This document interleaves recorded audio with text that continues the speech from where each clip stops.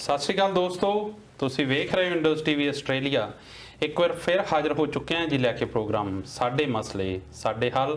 ਤੇ ਦੋਸਤੋ ਤੁਸੀਂ ਜਾਣਦੇ ਹੋ ਕਿ ਇਹ ਪ੍ਰੋਗਰਾਮ ਹਰ ਬੁੱਧਵਾਰ ਹਰ ਐਤਵਾਰ ਸ਼ਾਮਾਂ ਨੂੰ 7 ਵਜੇ ਬਿਲਕੁਲ ਲਾਈਵ ਲੈ ਕੇ ਆਉਂਦੇ ਆ, ਜਿਹਦੇ ਵਿੱਚ ਦੇਸ਼ ਦੁਨੀਆ ਦੇ ਅਹਿਮ ਮਸਲਿਆਂ ਤੇ ਆਪਣੀ ਸਮਝ ਦੇ ਮੁਤਾਬਕ ਟੀਕਾ ਟਿੱਪਣੀ ਕਰਦੇ ਆ, ਵਿਚਾਰ ਚਰਚਾ ਕਰਦੇ ਆ ਤੇ ਨਾਲ ਦੀ ਨਾਲ ਤੁਹਾਡੇ ਸਵਾਲਾਂ ਨੂੰ, ਤੁਹਾਡੀਆਂ ਟਿੱਪਣੀਆਂ ਨੂੰ ਵੀ ਵਿਚਾਰਿਆ ਜਾਂਦਾ। ਸੋ ਅੱਜ ਵੀ ਕਰਾਂਗੇ ਉਹੀ ਗੱਲਾਂ ਬਾਤਾਂ। ਆਓ ਪਹਿਲਾਂ ਸਵਾਗਤ ਕਰੀਏ ਦਲਜੀਤ ਸਿੰਘ ਹੁਣਾਂ ਦਾ, ਫਿਰ ਕਰਦੇ ਹਾਂ ਅਗਲੀ ਗੱਲਬਾਤ। ਦਲਜੀਤ ਜੀ ਪਿਆਰ ਭਰੀ ਸਤਿ ਸ਼੍ਰੀ ਅਕਾਲ ਤੇ ਨਿੱਘਾ ਸਵਾਗਤ ਜੀ ਪ੍ਰੋਗਰਾਮ। ਸਤਿ ਸ਼੍ਰੀ ਅਕਾਲ ਜੀ ਦੇਵ ਸਿੱਧੂ ਸਾਹਿਬ, ਤੇ ਸਤਿ ਸ਼੍ਰੀ ਅਕਾਲ ਸਾਰੇ IndozTv ਦੇਖ ਰਹੇ ਦਰਸ਼ਕਾਂ ਨੂੰ। ਤੇ ਆਸ ਕਰਦਾ ਤੁਸੀਂ ਤੰਦਰੁਸਤ ਹੋਵੋਗੇ, ਖੁਸ਼ ਹੋਵੋਗੇ ਜੀ। ਹੋਰ ਸੁਣਾਓ ਦਲਜੀਤ ਜੀ, ਕੀ ਹਾਲ ਹੈ? ਹਾਲ ਚਾਲ ਬਹੁਤ ਵਧੀਆ ਨੇ ਜੀ। ਤੇ ਖਾਸ ਤੌਰ ਤੇ ਜੇ ਮੌਸਮ ਦੇਖੀਏ, ਥੋੜੀ ਜਿਹੀ ਮੀਂਹ ਪਏ ਆ ਜੀ ਬ੍ਰਿਸਬੇਨ ਦੇ ਵਿੱਚ, ਤੇ ਹੁਣ ਥੋੜੀ ਜਿਹੀ ਸਹੂਲੀਅਤ ਮਿਲੀ ਆ ਮੌਸਮ ਦੇ ਵਿੱਚ, ਕਿਉਂਕਿ ਕਾਫੀ ਗਰਮੀ ਰਹੀ ਆ ਪਿਛਲੇ ਇੱਕ ਵੀਕ ਤੋਂ। ਸੋਕੇ ਦੇ ਵਰਗੇ ਅਸਾਰ ਬਣੇ ਰਹੇ ਆ ਬਿਲਕੁਲ। ਖਾਸ ਤੌਰ ਤੇ ਸਨਸ਼ਾਈਨ ਤੇ ਗੋਲਡ ਕੋਸਟ ਵਿੱਚ ਕੱਲ ਕਾਫੀ ਮੀਂਹ ਪਿਆ ਜੀ, ਭਾਰੀ ਮੀਂਹ ਕਹਿ ਸਕਦੇ ਆ ਆਪਾਂ। ਤੇ ਉਹ ਵੀ ਅਸੀਂ ਅਰਦਾਸ ਕਰਦੇ ਹਾਂ ਵੀ ਸਾਰੇ ਸੁੱਖੀ ਸਾਂਦੀ ਹੋਣਗੇ, ਕੋਈ ਬਹੁਤਾ ਨੁਕਸਾਨ ਨਾ ਹੋਇਆ ਹੋਵੇ। ਬਿਲਕੁਲ। ਤੇ ਦਲਜੀਤ ਜੀ, ਜੇ ਖਬਰਾਂ ਦੀ ਗੱਲ ਕਰੀਏ ਤਾਂ ਗੱਲ ਮੇਰੇ ਖਿਆਲ ਫਿਰ ਜਿੱਦਾਂ ਕੁਛ ਕੁ ਚਿਰ ਪਹਿਲਾਂ ਕਰੋਨਾ ਵਾਇਰਸ ਦੀਆਂ ਸੀ, ਇਸ ਵਕਤ ਜਿਹੜੀਆਂ ਗੱਲਾਂ ਉਹ ਸਾਰੀਆਂ ਕਿਸਾਨੀ ਸੰਘਰਸ਼ ਦੇ ਆਲੇ ਦੁਆਲੇ ਘੁੰਮਦੀਆਂ ਆ। ਸੋ ਕਿਸਾਨੀ ਸੰਘਰਸ਼ ਤੇ ਗੱਲ ਕਰੀਏ ਤਾਂ ਕਿਸਾਨ ਆਗੂਆਂ ਵੱਲੋਂ ਕੱਲ ਬੀਤੇ ਕੱਲ 8 ਤਰੀਕ ਨੂੰ ਭਾਰਤ ਬੰਦ ਦੀ ਕਾਲ ਦਿੱਤੀ ਗਈ। ਬੇਸ਼ੱਕ ਜਿਹੜਾ ਨੋਟਿਸ ਸੀਗਾ ਇਹਦਾ 4 ਦਿਨਾਂ ਦਾ ਸੀ, ਬਹੁਤ ਛੋਟਾ ਨੋਟਿਸ ਸੀ, ਪਰ ਇਹਨੂੰ ਹੰਗਾਰਾ ਬਹੁਤ ਜ਼ਬਰਦਸਤ ਮਿਲਿਆ। ਬਹੁਤ ਸਾਰੇ ਸੂਬਿਆਂ ਦੇ ਵਿੱਚ, ਪੰਜਾਬ ਹਰਿਆਣਾ ਮੁਕੰਮਲ ਤੌਰ ਤੇ ਬੰਦ ਰਿਹਾ, ਹੋਰ ਵੀ ਬਹੁਤ ਸਾਰੇ ਦੇਸ਼ ਭਰ 'ਚ ਸੂਬੇ ਸੀ, ਉਹਨਾਂ 'ਚ ਬਹੁਤ ਵਧੀਆ ਹੰਗਾਰਾ ਮਿਲਿਆ। ਕਿੱਦਾਂ ਵੇਖਦੇ ਹੋ ਇਹਨੂੰ? ਦੇਖੋ, ਬਹੁਤ ਵਧੀਆ ਜਿਹੜੀ ਕਾਲ ਦਿੱਤੀ ਸੀ ਇਹਦਾ ਵਧੀਆ ਹੁੰਗਾਰਾ ਮਿਲਿਆ, ਖਾਸ ਤੌਰ ਤੇ ਪੰਜਾਬ ਤੇ ਹਰਿਆਣਾ ਦੇ ਜੇ ਅਸੀਂ ਦੀ ਗੱਲ ਕਰੀਏ ਜੀ। ਕਿਉਂਕਿ ਪਹਿਲਾਂ ਗੱਲ ਕੀਤੀ ਜਾ ਰਹੀ ਸੀ ਵੀ ਸ਼ਾਇਦ ਇਹ ਕਿਸਾਨਾਂ ਦਾ ਮੁੱਦਾ ਆ ਜੀ। ਅਸਲ ਵਿੱਚ ਕਿਸਾਨਾਂ ਦਾ ਮੁੱਦਾ ਕੱਲਾ ਨਹੀਂ ਹੈਗਾ। ਲੋਕੀ ਵੈਸੇ ਹੀ ਬਹੁਤ ਦੁਖੀ ਆ ਸਰਕਾਰ ਦੇ ਜਿਸ ਤਰੀਕੇ ਦੇ ਨਾਲ ਬਿੱਲ ਲਿਆਂਦੇ ਜਾ ਰਹੇ ਆ। ਸਰਕਾਰ ਦੇ ਦੁਆਰਾ ਲੋਕਾਂ ਦੀ ਜ਼ਿੰਦਗੀ ਦੇ ਵਿੱਚ ਜਿਸ ਤਰੀਕੇ ਦੇ ਨਾਲ ਦਖਲਅੰਦਾਜ਼ੀ ਕੀਤੀ ਜਾ ਰਹੀ ਹੈ, ਲੋਕਾਂ ਦੇ ਵਿੱਚ ਵੈਸੇ ਹੀ ਗੁੱਸਾ ਆ। ਕਿਸੇ ਵੀ ਪਾਸਿਓਂ ਤੁਸੀਂ ਲਾ ਲਓ, ਚਾਹੇ ਦੁਕਾਨਦਾਰ ਇਸ ਕਰਕੇ ਗੁੱਸੇ ਆ ਕਿ ਉਹਨਾਂ ਨੂੰ GST ਦੇ ਕਰਕੇ ਅਜੇ ਤੱਕ ਭੰਬਲ ਭੂਸਾ ਇੰਨਾ ਪਿਆ ਆ, ਉਹਨਾਂ ਨੂੰ ਪਤਾ ਹੀ ਨਹੀਂ ਲੱਗਦਾ ਵਪਾਰਾਂ ਦੇ ਵਿੱਚ ਇੰਨਾ ਜ਼ਿਆਦਾ ਘਾਟਾ ਪੈ ਚੁੱਕਾ ਆ। ਨੋਟਬੰਦੀ ਤੋਂ ਬਾਅਦ ਇੱਕ ਆਮ ਜਿਹੜੇ ਲੋਕ ਨੇ ਉਹਨਾਂ ਦੇ ਉੱਤੇ ਇੰਨਾ ਜ਼ਿਆਦਾ ਅਸਰ ਪਿਆ। ਬਹੁਤ ਸਾਰੇ ਲੋਕ ਆ ਉਹਨਾਂ ਦੇ ਪੈਸੇ ਹੀ ਖਰਾਬ ਹੋ ਗਏ, ਬਿਲਕੁਲ ਘਰਾਂ ਦੇ ਵਿੱਚ ਰੱਖੇ ਹੋਏ ਸੀ ਜਿਨ੍ਹਾਂ ਦੇ ਕੋਲ ਪੈਸੇ ਜਿਹੜੇ ਆ ਦੇਣ ਦਾ, ਜਿਹੜੇ ਤਾਂ ਵੱਡੇ ਲੋਕ ਸੀ ਉਹਨਾਂ ਨੇ ਤਾਂ ਪਹਿਲਾਂ ਹੀ ਤੁਹਾਨੂੰ ਪਤਾ ਲੱਗ ਗਿਆ। ਹਰ ਕਾਨੂੰਨ ਜਿੰਨੇ ਵੀ ਲਿਆਂਦੇ ਗਏ ਆ, ਕਿਹਾ ਤਾਂ ਇਹ ਗਿਆ ਕਿ ਭਲਾਈ ਦੇ ਲਈ ਲਿਆਂਦੇ ਗਏ ਆ, ਪਰ ਉਹਦੇ ਜਿਹੜੀ ਆਊਟਪੁੱਟ ਹੈ, ਨੋ ਡਾਊਟ ਹੋ ਸਕਦਾ ਹੈ ਕਿ ਇੰਟੈਂਸ਼ਨ ਜਿਹੜੀ ਸਰਕਾਰ ਦੀ ਆ ਉਹ ਚੰਗੀ ਕਰਨ ਦੇ ਲਈ ਹੋਵੇ, ਪਰ ਉਹਦੇ ਲਈ ਸ਼ਾਇਦ ਵਰਕਆਊਟ ਨਹੀਂ ਕੀਤਾ ਗਿਆ ਪ੍ਰੋਪਰਲੀ। ਤੁਹਾਨੂੰ ਤੁਸੀਂ ਕਹਿ ਰਹੇ ਇੰਟੈਂਸ਼ਨ ਠੀਕ ਹੋਵੇ, ਪਰ ਮਾਫ ਕਰਨਾ, ਮੈਨੂੰ ਇੰਟੈਂਸ਼ਨ ਵੀ ਉਹਨਾਂ ਦੀ ਠੀਕ ਨਹੀਂ ਲੱਗਦੀ, ਕਿਉਂਕਿ ਜਿਸ ਤਰੀਕੇ ਨਾਲ ਜਿੰਨੇ ਵੀ ਕਾਨੂੰਨ ਲਿਆਂਦੇ ਗਏ ਇਦਾਂ ਨਹੀਂ ਹੁੰਦਾ। ਜਦੋਂ ਵੀ ਸਰਕਾਰਾਂ ਕਾਨੂੰਨ ਲਿਆਉਂਦੀਆਂ ਉਹਦੇ ਮਗਰ ਬਹੁਤ ਤਰੀਕੇ ਨਾਲ ਉਹਦੀ ਸੋਚ ਵਿਚਾਰ ਹੁੰਦੀ ਆ, ਬਹੁਤ ਵੱਡੀ ਹੋਮਵਰਕ ਕੀਤਾ ਜਾਂਦਾ, ਗੱਲਬਾਤ ਹੁੰਦੀ ਆ, ਉਹਦੇ ਨਤੀਜਿਆਂ ਦੀ ਜਾਂ ਉਹਦੇ ਇੰਪਲੀਮੈਂਟੇਸ਼ਨ ਦੀ, ਉਹਨਾਂ ਦੇ ਆਊਟਕਮਸ ਦੀ ਜਿਹੜੀ ਆ ਬੜੀ ਤਸੱਲੀ ਨਾਲ, ਬਰੀਕੀ ਨਾਲ ਉਹਦੀ ਪਰਖ ਕੀਤੀ ਜਾਂਦੀ ਆ। ਪਰ ਜਿੰਨੇ ਵੀ ਕਾਨੂੰਨ ਲਿਆਂਦੇ ਗਏ, ਚਾਹੇ ਉਹ ਨੋਟਬੰਦੀ ਦਾ ਲਾ ਲਓ, ਚਾਹੇ ਹੁਣ ਬਿੱਲਾਂ ਦਾ ਲਾ ਲਓ, ਜਿੰਨੇ ਵੀ GST ਦਾ ਲਾ ਲਓ, ਹਮੇਸ਼ਾ ਸਾਰੇ ਜਿਹੜੇ ਆ ਹਰੇਕ ਜਿਹੜੇ ਫੈਸਲੇ ਤੇ ਰੌਲਾ ਪਿਆ, ਅੰਦੋਲਨ ਹੋਏ, ਹਰੇਕ ਤੇ ਜਿਹੜੀ ਯਾਰ ਜੇ ਨੋਟਬੰਦੀ ਦੀ ਲਾ ਲਓ ਤਾਂ ਬਹੁਤ ਸਾਰੇ ਲੋਕ ਇਦਾਂ ਦੇ ਸੀ ਜਿਨ੍ਹਾਂ ਨੇ ਲਾਈਨਾਂ 'ਚ ਖਲੋ ਕੇ ਆਪਣੀਆਂ ਜਾਨਾਂ ਦਿੱਤੀਆਂ। ਗੱਲਾਂ ਕੀਤੀਆਂ ਜਾ ਰਹੀਆਂ ਸੀ ਕਿ 15 ਤੁਹਾਡੇ ਖਜ਼ਾਨੇ ਜਾਂ ਤੁਹਾਡੇ ਖਾਤਿਆਂ 'ਚ ਆਊਗਾ, ਜਿਹੜੇ ਆਮ ਲੋਕਾਂ ਦੀ ਜ਼ਿੰਦਗੀ ਸੌਖੀ ਹੋ ਜਾਊਗੀ, ਬਲਕਿ ਇਹ ਜਿਹੜੇ ਫੈਸਲਿਆਂ ਤੋਂ ਬਾਅਦ ਉਹਨਾਂ ਦੀ ਜ਼ਿੰਦਗੀ ਹੋਰ ਵੀ ਔਖੀ ਹੋ ਗਈ। ਦੇਖੋ, ਇਹਦੇ ਲਈ ਮੈਂ ਇਸ ਕਰਕੇ ਗਿਆ ਕਿ ਇੰਟੈਂਸ਼ਨਸ, ਕਿਉਂਕਿ ਇਹਨਾਂ ਨੇ ਪਹਿਲਾਂ ਹੀ ਦਾਅਵੇ ਕੀਤੇ ਸੀ ਜੀ, ਲੋਕਾਂ ਨੇ ਫਿਰ ਵੀ ਇਹਨਾਂ ਦੇ ਉੱਤੇ ਵਿਸ਼ਵਾਸ ਕੀਤਾ। ਸ਼ਾਇਦ ਲੋਕਾਂ ਨੂੰ ਇਹ ਲੱਗਿਆ ਹੋਵੇ ਕਿ ਇਹ ਸਹੀ ਕਰਦੇ ਆ, ਲੋਕਾਂ ਨੇ ਫੇਰ ਦੁਬਾਰਾ ਵੋਟਾਂ ਇਹਨਾਂ ਨੂੰ ਪਾਈਆਂ। ਇਸ ਕਰਕੇ ਦੇਖੋ, ਡੈਮੋਕ੍ਰੈਟਿਕ ਕੰਟਰੀ ਦੇ ਵਿੱਚ ਕੋਈ ਵੀ ਚੁਣੀ ਹੋਈ ਸਰਕਾਰ ਆ, ਆਪਾਂ ਨੂੰ ਰਿਸਪੈਕਟ ਕਰਨੀ ਬਣਦੀ ਆ, ਪਰ ਸਰਕਾਰ ਨੂੰ ਹਮੇਸ਼ਾ ਇਹ ਗੱਲ ਚੇਤੇ ਰੱਖਣੀ ਚਾਹੀਦੀ ਆ ਕਿ ਜਿਹੜੇ ਡੈਮੋਕ੍ਰੈਟਿਕ ਲੋਕ ਨੇ, ਪਰ ਇਹਦੇ ਵਿੱਚ ਇੱਕ ਹੋਰ ਮੈਂ ਟਰਮ ਜ਼ਰੂਰ ਯੂਜ਼ ਕਰਾਂ ਕਿ ਜਦੋਂ ਭਾਰਤ ਦਾ ਜਿਹੜਾ ਸੰਵਿਧਾਨ ਆ ਉਹਦਾ ਪਹਿਲਾ ਹੀ ਚੈਪਟਰ ਆ, ਜਿਹੜਾ ਪਹਿਲਾ ਜਿਹੜਾ ਪ੍ਰੀਫੇਸ ਆਪਾਂ ਕਹਿ ਸਕਦੇ ਆ, ਉਹਦੇ ਵਿੱਚ ਡੈਮੋਕ੍ਰੈਟਿਕ ਰਿਪਬਲਿਕ ਕੰਟਰੀ ਕਿਹਾ ਗਿਆ ਆ। ਕੱਲਾ ਡੈਮੋਕ੍ਰੈਟਿਕ ਨਹੀਂ, ਕੱਲਾ ਰਿਪਬਲਿਕ ਨਹੀਂ ਜੀ। ਇਹ ਦੋਨੋਂ ਟਰਮ ਜਿਹੜੀਆਂ ਆ ਯੂਜ਼ ਕਰਨੀਆਂ ਚਾਹੀਦੀਆਂ ਆ ਕਿ ਲੋਕਾਂ ਦੇ ਹੱਥਾਂ ਦੇ ਵਿੱਚ ਪਾਵਰ ਆ ਜੀ। ਕੱਲਾ ਇਹ ਨਹੀਂ ਹੈਗਾ ਕਿ ਸਰਕਾਰਾਂ ਦੇ ਹੱਥ ਦੇ ਵਿੱਚ ਪਾਵਰ ਦੇ ਦਿੱਤੀ ਗਈ ਆ, ਲੋਕਾਂ ਦੇ ਹੱਥਾਂ ਦੇ ਵਿੱਚ ਜੇ ਪਾਵਰ ਆ ਤੇ ਲੋਕਾਂ ਨੂੰ ਕਾਨੂੰਨ ਬਣਾਉਣ ਵੇਲੇ ਉਹਨਾਂ ਨੂੰ ਪੁੱਛਿਆ ਹੀ ਨਹੀਂ ਜਾਂਦਾ ਜੀ। ਜਦੋਂ ਕਾਨੂੰਨ, ਇਹਦਾ ਮਤਲਬ ਕੀ ਹੈ ਕਿ ਸਰਕਾਰ ਕਹਿੰਦੇ ਹੁੰਦੇ ਆ ਵੀ ਲੋਕਾਂ ਦੁਆਰਾ ਲੋਕਾਂ ਦੀ ਚੁਣੀ ਹੋਈ ਸਰਕਾਰ। ਬਿਲਕੁਲ। ਜੇ ਹੁਣ ਕੱਲ ਦੇ ਬੰਦ ਦੀ ਆਪਾਂ ਗੱਲ ਕਰੀਏ ਤੇ ਇਸ ਤੋਂ ਪਹਿਲਾਂ ਜਿੰਨੀ ਵਾਰ ਵੀ ਭਾਰਤ ਬੰਦ ਦੀ ਜਾਂ ਕਿਸੇ ਵੀ ਸੂਬੇ ਬੰਦ ਦੀ ਕਾਲ ਦਿੱਤੀ ਜਾਂਦੀ ਸੀ, ਉਹ ਤਕਰੀਬਨ ਕਿਸੇ ਨਾ ਕਿਸੇ ਰਾਜਨੀਤੀ ਪਾਰਟੀ ਵੱਲੋਂ ਜਾਂ ਕਿਸੇ ਇੱਕ ਫਿਰਕੇ ਵੱਲੋਂ ਦਿੱਤੀ ਜਾਂਦੀ। ਉਦੋਂ ਬਹੁਤ ਸਾਰੀਆਂ ਇਦਾਂ ਦੀਆਂ ਵੀਡੀਓਜ਼ ਜਾਂ ਖਬਰਾਂ ਸਾਹਮਣੇ ਆਉਂਦੀਆਂ ਜਿਹਦੇ ਵਿੱਚ ਜਿਹੜੀਆਂ ਦੁਕਾਨਾਂ ਆ ਜਾਂ ਰੋਡ ਦੇ ਉਹ ਜ਼ਬਰਦਸਤੀ ਬੰਦ ਕਰਵਾਈਆਂ ਜਾਂਦੀਆਂ ਸੀ। ਕਈ ਵਾਰ ਤਾਂ ਇਦਾਂ ਦੀਆਂ ਵੀਡੀਓਜ਼ ਵੀ ਹੱਥਾਂ 'ਚ ਤਲਵਾਰਾਂ ਲੈ ਕੇ ਜਿਹੜੇ ਦੁਕਾਨਾਂ ਦੇ ਸ਼ਟਰ ਸੁੱਟੇ ਜਾਂਦੇ ਸੀ। ਪਰ ਜਿਹੜੀ ਕੱਲ ਵਾਲੀ ਭਾਰਤ ਬੰਦ ਦੀ ਕਾਲ, ਕੋਈ ਵੀ ਇਦਾਂ ਦੀ ਖਬਰ, ਕੋਈ ਵੀ ਇਦਾਂ ਦੀ ਵੀਡੀਓ ਸਾਹਮਣੇ ਨਹੀਂ ਆਈ ਜਿਹਦੇ ਵਿੱਚ ਹੁੱਲੜਬਾਜ਼ੀ ਕੀਤੀ ਗਈ ਹੋਵੇ ਜਾਂ ਜਿਹਦੇ ਵਿੱਚ ਇਹ ਕਿਹਾ ਜਾ ਸਕੇ ਜਿਹਨੂੰ ਵੇਖ ਕੇ ਕਿ ਜ਼ਬਰਦਸਤੀ ਕਰਵਾ ਰਿਹਾ। ਹਾਲਾਂਕਿ ਜਿਹੜੇ ਲੋਕ ਆ ਉਹ ਆਪਣੇ ਆਪ ਮੁਹਾਰੇ ਸਮਰਥਨ ਦੇਣ ਲਈ ਕਿਸਾਨਾਂ ਦੇ ਸਾਹਮਣੇ ਆਏ। ਇਹ ਮੇਰੇ ਖਿਆਲ ਜਿਹੜਾ ਲੋਕਾਂ ਦਾ ਰੋਸ਼ ਆ, ਇਹ ਸਾਰਾ ਪਿਛਲੇ ਜਿੰਨੇ ਵੀ ਸਾਲ ਬੀਤੇ ਸਰਕਾਰ ਦੇ, ਉਹਨਾਂ ਸਾਰਿਆਂ ਨੂੰ ਲੈ ਕੇ ਮੇਰੇ ਖਿਆਲ ਇਹ ਜਿਹੜਾ ਰੋਸ਼ ਹੈ ਸਾਹਮਣੇ ਆ ਰਿਹਾ। ਬਿਲਕੁਲ, ਜਿਹੜਾ ਪਹਿਲਾਂ ਮੈਂ ਗੱਲ ਕਰ ਰਿਹਾ ਸੀ ਉਹਦੇ ਵਿੱਚ ਹੀ ਆਨਸਰ ਆ ਜੀ। ਹਰ ਬੰਦਾ ਦੁਖੀ ਹੈ ਕਿਸੇ ਨਾ ਕਿਸੇ ਚੀਜ਼ ਤੋਂ ਜੀ। ਉਹਦਾ ਜਿਹੜਾ ਰੋਸ ਆ ਉਹ ਕਿਸਾਨਾਂ ਨੂੰ ਮਿਲ ਰਿਹਾ, ਖਾਸ ਤੌਰ ਤੇ ਪੰਜਾਬ ਤੇ ਹਰਿਆਣਾ, ਇਹਦੇ ਵਿੱਚ ਤਾਂ ਕਿਸਾਨਾਂ ਨੂੰ ਬਹੁਤ ਵੱਡਾ ਸਮਰਥਨ ਹੈ ਇਸ ਬੰਦ ਨੂੰ ਮਿਲਿਆ। ਨਾਲ ਦੀ ਨਾਲ ਜੇ ਅਸੀਂ ਕਰਨਾਟਕ ਦੇ ਵਿੱਚ ਬਹੁਤ ਜ਼ਿਆਦਾ ਹੁੰਗਾਰਾ ਮਿਲਿਆ, ਅਸੀਂ ਉੜੀਸਾ ਕਹਿ ਸਕਦੇ ਆ। ਪਹਿਲਾਂ ਕਿਹਾ ਜਾਂਦਾ ਸੀ ਵੀ ਕੱਲਾ ਪੰਜਾਬ ਤੇ ਹਰਿਆਣਾ ਦੇ ਵਿੱਚ, ਕਿਉਂਕਿ MSP ਦੀ ਜੇ ਅਸੀਂ ਗੱਲ ਕਰ ਲਈਏ 6000 ਦੇ ਵਿੱਚ ਜਿਹੜੀਆਂ ਮੰਡੀਆਂ ਖੁੱਲੀਆਂ ਮੰਡੀਆਂ ਦੀ ਗੱਲ ਕਰ ਲਈਏ, ਉਹਦੇ ਵਿੱਚੋਂ 3300 ਦੇ ਕਰੀਬ ਮੰਡੀਆਂ ਕੱਲੀਆਂ ਪੰਜਾਬ ਹਰਿਆਣਾ ਦੀਆਂ ਆ। ਜੇ ਬਾਕੀ ਦੇ ਕਿਸਾਨ ਨਾ ਗੁੱਸੇ ਹੁੰਦੇ, ਮਹਾਰਾਸ਼ਟਰ ਵਿੱਚ ਬਹੁਤ ਵੱਡਾ ਬੰਦ ਹੋਇਆ। ਫਿਰ ਤੁਸੀਂ ਉੜੀਸਾ ਦੇ ਵਿੱਚ ਸੜਕਾਂ ਦੇ ਉੱਤੇ ਕੁੜੀਆਂ ਨੇ ਖੋ ਖੇਡੀ ਕੱਲ। ਬਿਲਕੁਲ, ਬਹੁਤ ਸਾਰੇ ਥਾਵਾਂ ਦੇ ਉੱਤੇ ਲੋਕਾਂ ਨੇ ਮੱਝਾਂ ਖੜੀਆਂ ਕਰ ਦਈਆਂ ਸੜਕਾਂ ਦੇ ਉੱਤੇ, ਲਿਆ ਕੇ ਉਹਨਾਂ ਦੇ ਅੱਗੇ ਬੀਨ ਵਜਾਈ। ਬਿਲਕੁਲ, ਇਹ ਵੀ ਇੱਕ ਸਿੰਬਲ ਹੈ। ਤੇ ਲੋਕ ਨੇਤਾ ਅੰਨਾ ਹਜ਼ਾਰੇ, ਤੁਹਾਨੂੰ ਉਹ ਵੀ ਯਾਦ ਹੋਣਾ, ਉਹਨਾਂ ਨੇ ਮੌਨ ਵਰਤ ਰੱਖਿਆ ਇੱਕ ਦਿਨ ਦਾ, ਉਹ ਵੀ ਇੱਕ ਸਿੰਬਲ ਸੀ। ਫਿਰ ਉੱਤਰ ਪ੍ਰਦੇਸ਼ ਦੇ ਵਿੱਚ 150 ਦੇ ਕਰੀਬ ਕਿਸਾਨ ਗ੍ਰਿਫਤਾਰ ਕੀਤੇ ਗਏ, ਜਿੱਥੇ ਕਿਹਾ ਜਾ ਰਿਹਾ ਸੀ ਕਿ ਭਾਜਪਾ ਦੀ ਸਰਕਾਰ ਹੈ, ਇੱਥੇ ਵਿਰੋਧ ਕੋਈ ਨਹੀਂ ਹੋਣਾ, ਉੱਥੇ ਵੀ ਵਿਰੋਧ ਹੋਇਆ। ਬਿਹਾਰ ਦੇ ਵਿੱਚ ਜਿੱਥੇ ਕਿ ਨਿਤਿਸ਼ ਕੁਮਾਰ ਹੋਣਾ ਦੀ ਸਰਕਾਰ ਆ, NDA ਦੇ ਭਾਈਵਾਲ ਹੈਗੇ, ਉੱਥੇ ਬਹੁਤ ਵੱਡੇ ਦੇਖਣ ਨੂੰ ਮਿਲਿਆ। ਉੱਥੇ ਦੇ ਜਿਹੜੇ ਲੋਕ ਸੀਗੇ ਬਾਹਰ ਆਏ ਅੱਜ, ਖਾਸ ਤੌਰ ਤੇ ਜਿਹੜੇ ਵਿਰੋਧੀ ਧਿਰ ਦੀਆਂ ਹੈਗਾ। ਪੱਛਮੀ ਬੰਗਾਲ ਦੇ ਵਿੱਚ ਤੁਸੀਂ ਦੇਖ ਲਓ, ਪੱਛਮੀ ਬੰਗਾਲ ਦੇ ਵਿੱਚ ਤ੍ਰਿਣਮੂਲ ਕਾਂਗਰਸ ਤੇ CPI ਨੇ ਬਹੁਤ ਵੱਡਾ ਹੁੰਗਾਰਾ ਦਿੱਤਾ ਇਸ ਗੱਲ ਨੂੰ। ਕਹਿਣ ਦਾ ਮਤਲਬ ਕੀ ਹੈ ਕਿ ਇਹਦੇ ਨਾਲ ਅੱਖਾਂ ਨੂੰ ਥੋੜਾ ਜਿਹਾ ਤਾਂ ਹੁਣ ਸਰਕਾਰ ਨੂੰ ਹੋਇਆ ਹੋਣਾ ਕਿ ਲੋਕੀ ਹੁਣ ਰੋਸ ਰੱਖ ਰਹੇ ਆ, ਲੋਕਾਂ ਦੀ ਗੱਲ ਮੰਨਣੀ ਚਾਹੀਦੀ ਆ। ਲੋਕਾਂ ਨੇ ਸਾਨੂੰ ਬਣਾਇਆ, ਲੋਕਾਂ ਨੇ ਸਾਨੂੰ ਇੱਥੇ ਤੱਕ ਲਿਆਂਦਾ। ਜੇ ਲੋਕ ਨਹੀਂ ਖੁਸ਼ ਤੇ ਫਿਰ ਤੁਸੀਂ ਕਿੱਦਾਂ ਸਰਕਾਰਾਂ ਚਲਾ ਸਕਦੇ ਆ? ਤੁਸੀਂ ਕਿੱਦਾਂ ਕਹਿ ਸਕਦੇ ਆ ਕਿ ਅਸੀਂ ਡੈਮੋਕ੍ਰੈਟਿਕ ਰਿਪਬਲਿਕ ਕੰਟਰੀ ਆ? ਫਿਰ ਤਾਂ ਤੁਸੀਂ ਉਹ ਜਿਹੜਾ ਸੰਵਿਧਾਨ ਦੀ ਮੁੱਖ ਜਿਹੜੀ ਭਾਵਨਾ ਆ ਉਹ ਹੀ ਤੁਸੀਂ ਜੇ ਖਤਮ ਕਰ ਦਿੱਤੀ ਤੇ ਕੱਲ ਨੂੰ ਤੁਸੀਂ ਜੋ ਮਰਜ਼ੀ ਕਰੋ, ਫਿਰ ਤਾਂ ਤੁਸੀਂ ਉਹ ਜਿਹੜੀਆਂ ਟਰਮਸ ਆ ਉਹ ਖਤਮ ਕਰ ਦਿਓ। ਫਿਰ ਤੁਸੀਂ ਇਹ ਕਹੋ ਨਾ, ਵਧਾਈਆਂ ਨਾ ਦਿਓ ਕਿ ਅਸੀਂ ਜੀ ਲੋਕਤਾਂਤਰਿਕ ਦੇਸ਼ ਆ, 26 ਜਨਵਰੀ 'ਚ ਐਡੇ ਰੌਲੇ ਜਾਂ 15 ਅਗਸਤ ਦੇ ਉੱਤੇ ਐਡੇ ਵੱਡੇ ਵੱਡੇ ਭਾਸ਼ਣ ਦੇਣ ਦੀ ਕੀ ਜ਼ਰੂਰਤ ਹੈ? ਫਿਰ ਤੁਸੀਂ ਸਿੱਧਾ ਹੀ ਕੱਲ ਚੰਡੀਗੜ੍ਹ ਦੇ ਵਿੱਚ ਦੇਖੋ, ਉੱਥੇ ਲਾਠੀ ਚਾਰਜ ਵੀ ਹੋਇਆ, ਈਵਨ ਕਿ ਪਾਣੀ ਦੀਆਂ ਬੁਛਾਰਾਂ ਵੀ ਚੱਲੀਆਂ, ਤੇ ਉਸ ਤੋਂ ਬਾਅਦ ਲੋਕ ਵੀ ਜਿਹੜੇ ਭੜਕੇ ਆ ਉਹਨਾਂ ਨੇ ਵੀ ਉਹਦੀ ਗੱਡੀ ਜਿਹੜੀ ਉਹ ਤੋੜੀ ਆ। ਕਹਿਣ ਦਾ ਮਤਲਬ ਕੀ ਹੈ ਕਿ ਤੁਸੀਂ ਜਿਹੜਾ 19 ਆਰਟੀਕਲ ਆ ਉਹ ਤੁਹਾਨੂੰ ਦੇ ਰਿਹਾ, ਸੰਵਿਧਾਨ ਤੁਹਾਨੂੰ ਕਹਿ ਰਿਹਾ ਕਿ ਲੋਕਾਂ ਨੂੰ ਅਧਿਕਾਰ ਆ ਕਿ ਸਰਕਾਰਾਂ ਜੇ ਕੋਈ ਫੈਸਲਾ ਲੈਂਦੀਆਂ ਆ, ਲੋਕ ਵਿਰੋਧ ਕਰ ਸਕਦੇ ਆ। ਪਰ ਲੋਕਾਂ ਦੇ ਵਿਰੋਧ ਨੂੰ ਜਿਸ ਤਰੀਕੇ ਦੇ ਨਾਲ ਲਟਕਾਇਆ ਜਾਂਦਾ ਜਾਂ ਉਹਨਾਂ ਨੂੰ ਪ੍ਰਭਾਵਿਤ ਕੀਤਾ ਜਾਂਦਾ, ਇਹ ਤਾਂ ਮੂਲ ਭਾਵਨਾ ਦੇ ਨਾਲ ਸਿੱਧਾ ਖਿਲਵਾੜ ਹੈ। ਪਰ ਜਿਸ ਤਰੀਕੇ ਨਾਲ ਤੁਸੀਂ ਕਹਿ ਰਹੇ ਆ ਕਿ ਲੋਕਾਂ ਦੀ ਇੰਨੀ ਇਦਾਂ ਦੀ ਆਵਾਜ਼ ਸੁਣ ਕੇ ਸਰਕਾਰਾਂ ਨੂੰ ਸੋਚਣਾ ਚਾਹੀਦਾ, ਇੱਥੇ ਜਿੱਦਾਂ ਤੁਸੀਂ ਲੋਕਤੰਤਰ ਦੀ ਗੱਲ ਕੀਤੀ, ਇੱਥੇ ਨੀਤੀ ਆਯੋਗ ਦੇ ਇੱਕ CEO ਦਾ ਬਿਆਨ ਆਇਆ, ਮੈਂ ਉਹਦੀ ਚਰਚਾ ਜ਼ਰੂਰ ਕਰਨੀ ਚਾਹੂੰਗਾ। ਉਹਨਾਂ ਨੇ ਕਿਹਾ ਕਿ ਇਹ ਬਿੱਲ ਤਾਂ ਵਾਪਸ ਹੋਣ ਦਾ ਕੋਈ ਮਤਲਬ ਹੀ ਨਹੀਂ ਬਣਦਾ। ਇਹ ਜਿਹੜੇ ਬਿੱਲ ਆ ਇਹ ਵਾਪਸ ਸਰਕਾਰ ਨੇ ਬਹੁਤ ਸੋਚ ਸਮਝ ਕੇ ਲਿਆਂਦੇ, ਕਿਸਾਨਾਂ ਦੇ ਫਾਇਦੇ 'ਚ ਇਹ ਵਾਪਸ ਨਹੀਂ ਹੋਣਗੇ। ਤੇ ਨਾਲ ਦੀ ਨਾਲ ਉਹਨਾਂ ਨੇ ਕਿਹਾ ਕਿ ਭਾਰਤ ਦੇ ਵਿੱਚ ਇੱਕ ਲੋਕਤੰਤਰ ਕੁਝ ਜ਼ਿਆਦਾ ਹੀ ਆ। ਇਹਦੇ ਕੀ ਮਾਇਨੇ ਲੱਗਦੇ ਤੁਹਾਨੂੰ? ਇਹ ਬਹੁਤ ਖਤਰਨਾਕ ਉਹਨਾਂ ਨੇ ਸ਼ਬਦ ਵਰਤੀ ਜੀ। CEO ਅਮਿਤਾਭ ਕਾਂਤ ਜਿਹੜੇ ਕਿ ਨੀਤੀ ਆਯੋਗ ਆ, ਬਿਲਕੁਲ ਦੇਖੋ ਨਰਿੰਦਰ ਮੋਦੀ ਉਹਨਾਂ ਨੂੰ ਨੌਲੇਜ ਨਹੀਂ ਹੈਗੀ ਕਿ ਕਾਨੂੰਨ ਕਿੱਦਾਂ ਬਣਨੇ ਆ। ਕਾਨੂੰਨ ਬਣਾਉਣ ਵਾਲੇ ਲੋਕ ਹੋਰ ਨੇ ਜਿੱਦਾਂ ਬਿਲਕੁਲ ਪੰਜਾਬੀ ਕਹੀ ਜਾਂਦੇ ਆ ਜੀ, ਗੁਰਦਾਸ ਮਾਨ ਨੇ ਕਿਉਂ ਨਹੀਂ ਹੱਕ ਦੇ ਵਿੱਚ ਨਾਅਰਾ ਲਾਇਆ? ਗੁਰਦਾਸ ਮਾਨ ਉਸ ਚੀਜ਼ ਦੇ ਲਈ ਕੁਆਲੀਫਾਈਡ ਨਹੀਂ, ਨੋ ਡਾਊਟ ਕਿ ਉਹ ਲੋਕ ਇਕੱਠੇ ਕਰ ਸਕਦਾ ਉਹਦੇ ਆਉਣ ਨਾਲ, ਲੋਕਾਂ ਦੀ ਭਾਵਨਾਵਾਂ ਪ੍ਰਭਾਵਿਤ ਕਰ ਸਕਦਾ। ਦਲਜੀਤ ਦੋਸਾਂਝ ਆ ਸਕਦਾ, ਲੋਕਾਂ ਨੂੰ ਇਕੱਠੇ ਕਰ ਸਕਦਾ, ਲੋਕਾਂ ਨੂੰ ਪ੍ਰਭਾਵਿਤ ਕਰ ਸਕਦਾ। ਜਿਹੜੀ ਗੱਲ ਕਹਿਣੀ ਆ ਲੋਕੀ ਉਹਦੀ ਗੱਲ ਸੁਣ ਸਕਦੇ ਆ, ਪਰ ਉਹ ਕੁਆਲੀਫਾਈਡ ਨਹੀਂ ਇਸ ਚੀਜ਼ ਦੇ ਲਈ। ਜਿੰਨੇ ਕਿ ਜਥੇਬੰਦੀਆਂ ਦੇ ਆਗੂ ਆ ਉਹ ਉਸ ਚੀਜ਼ ਦੇ ਬਾਰੇ ਜ਼ਿਆਦਾ ਨੌਲੇਜ ਰੱਖਦੇ ਆ।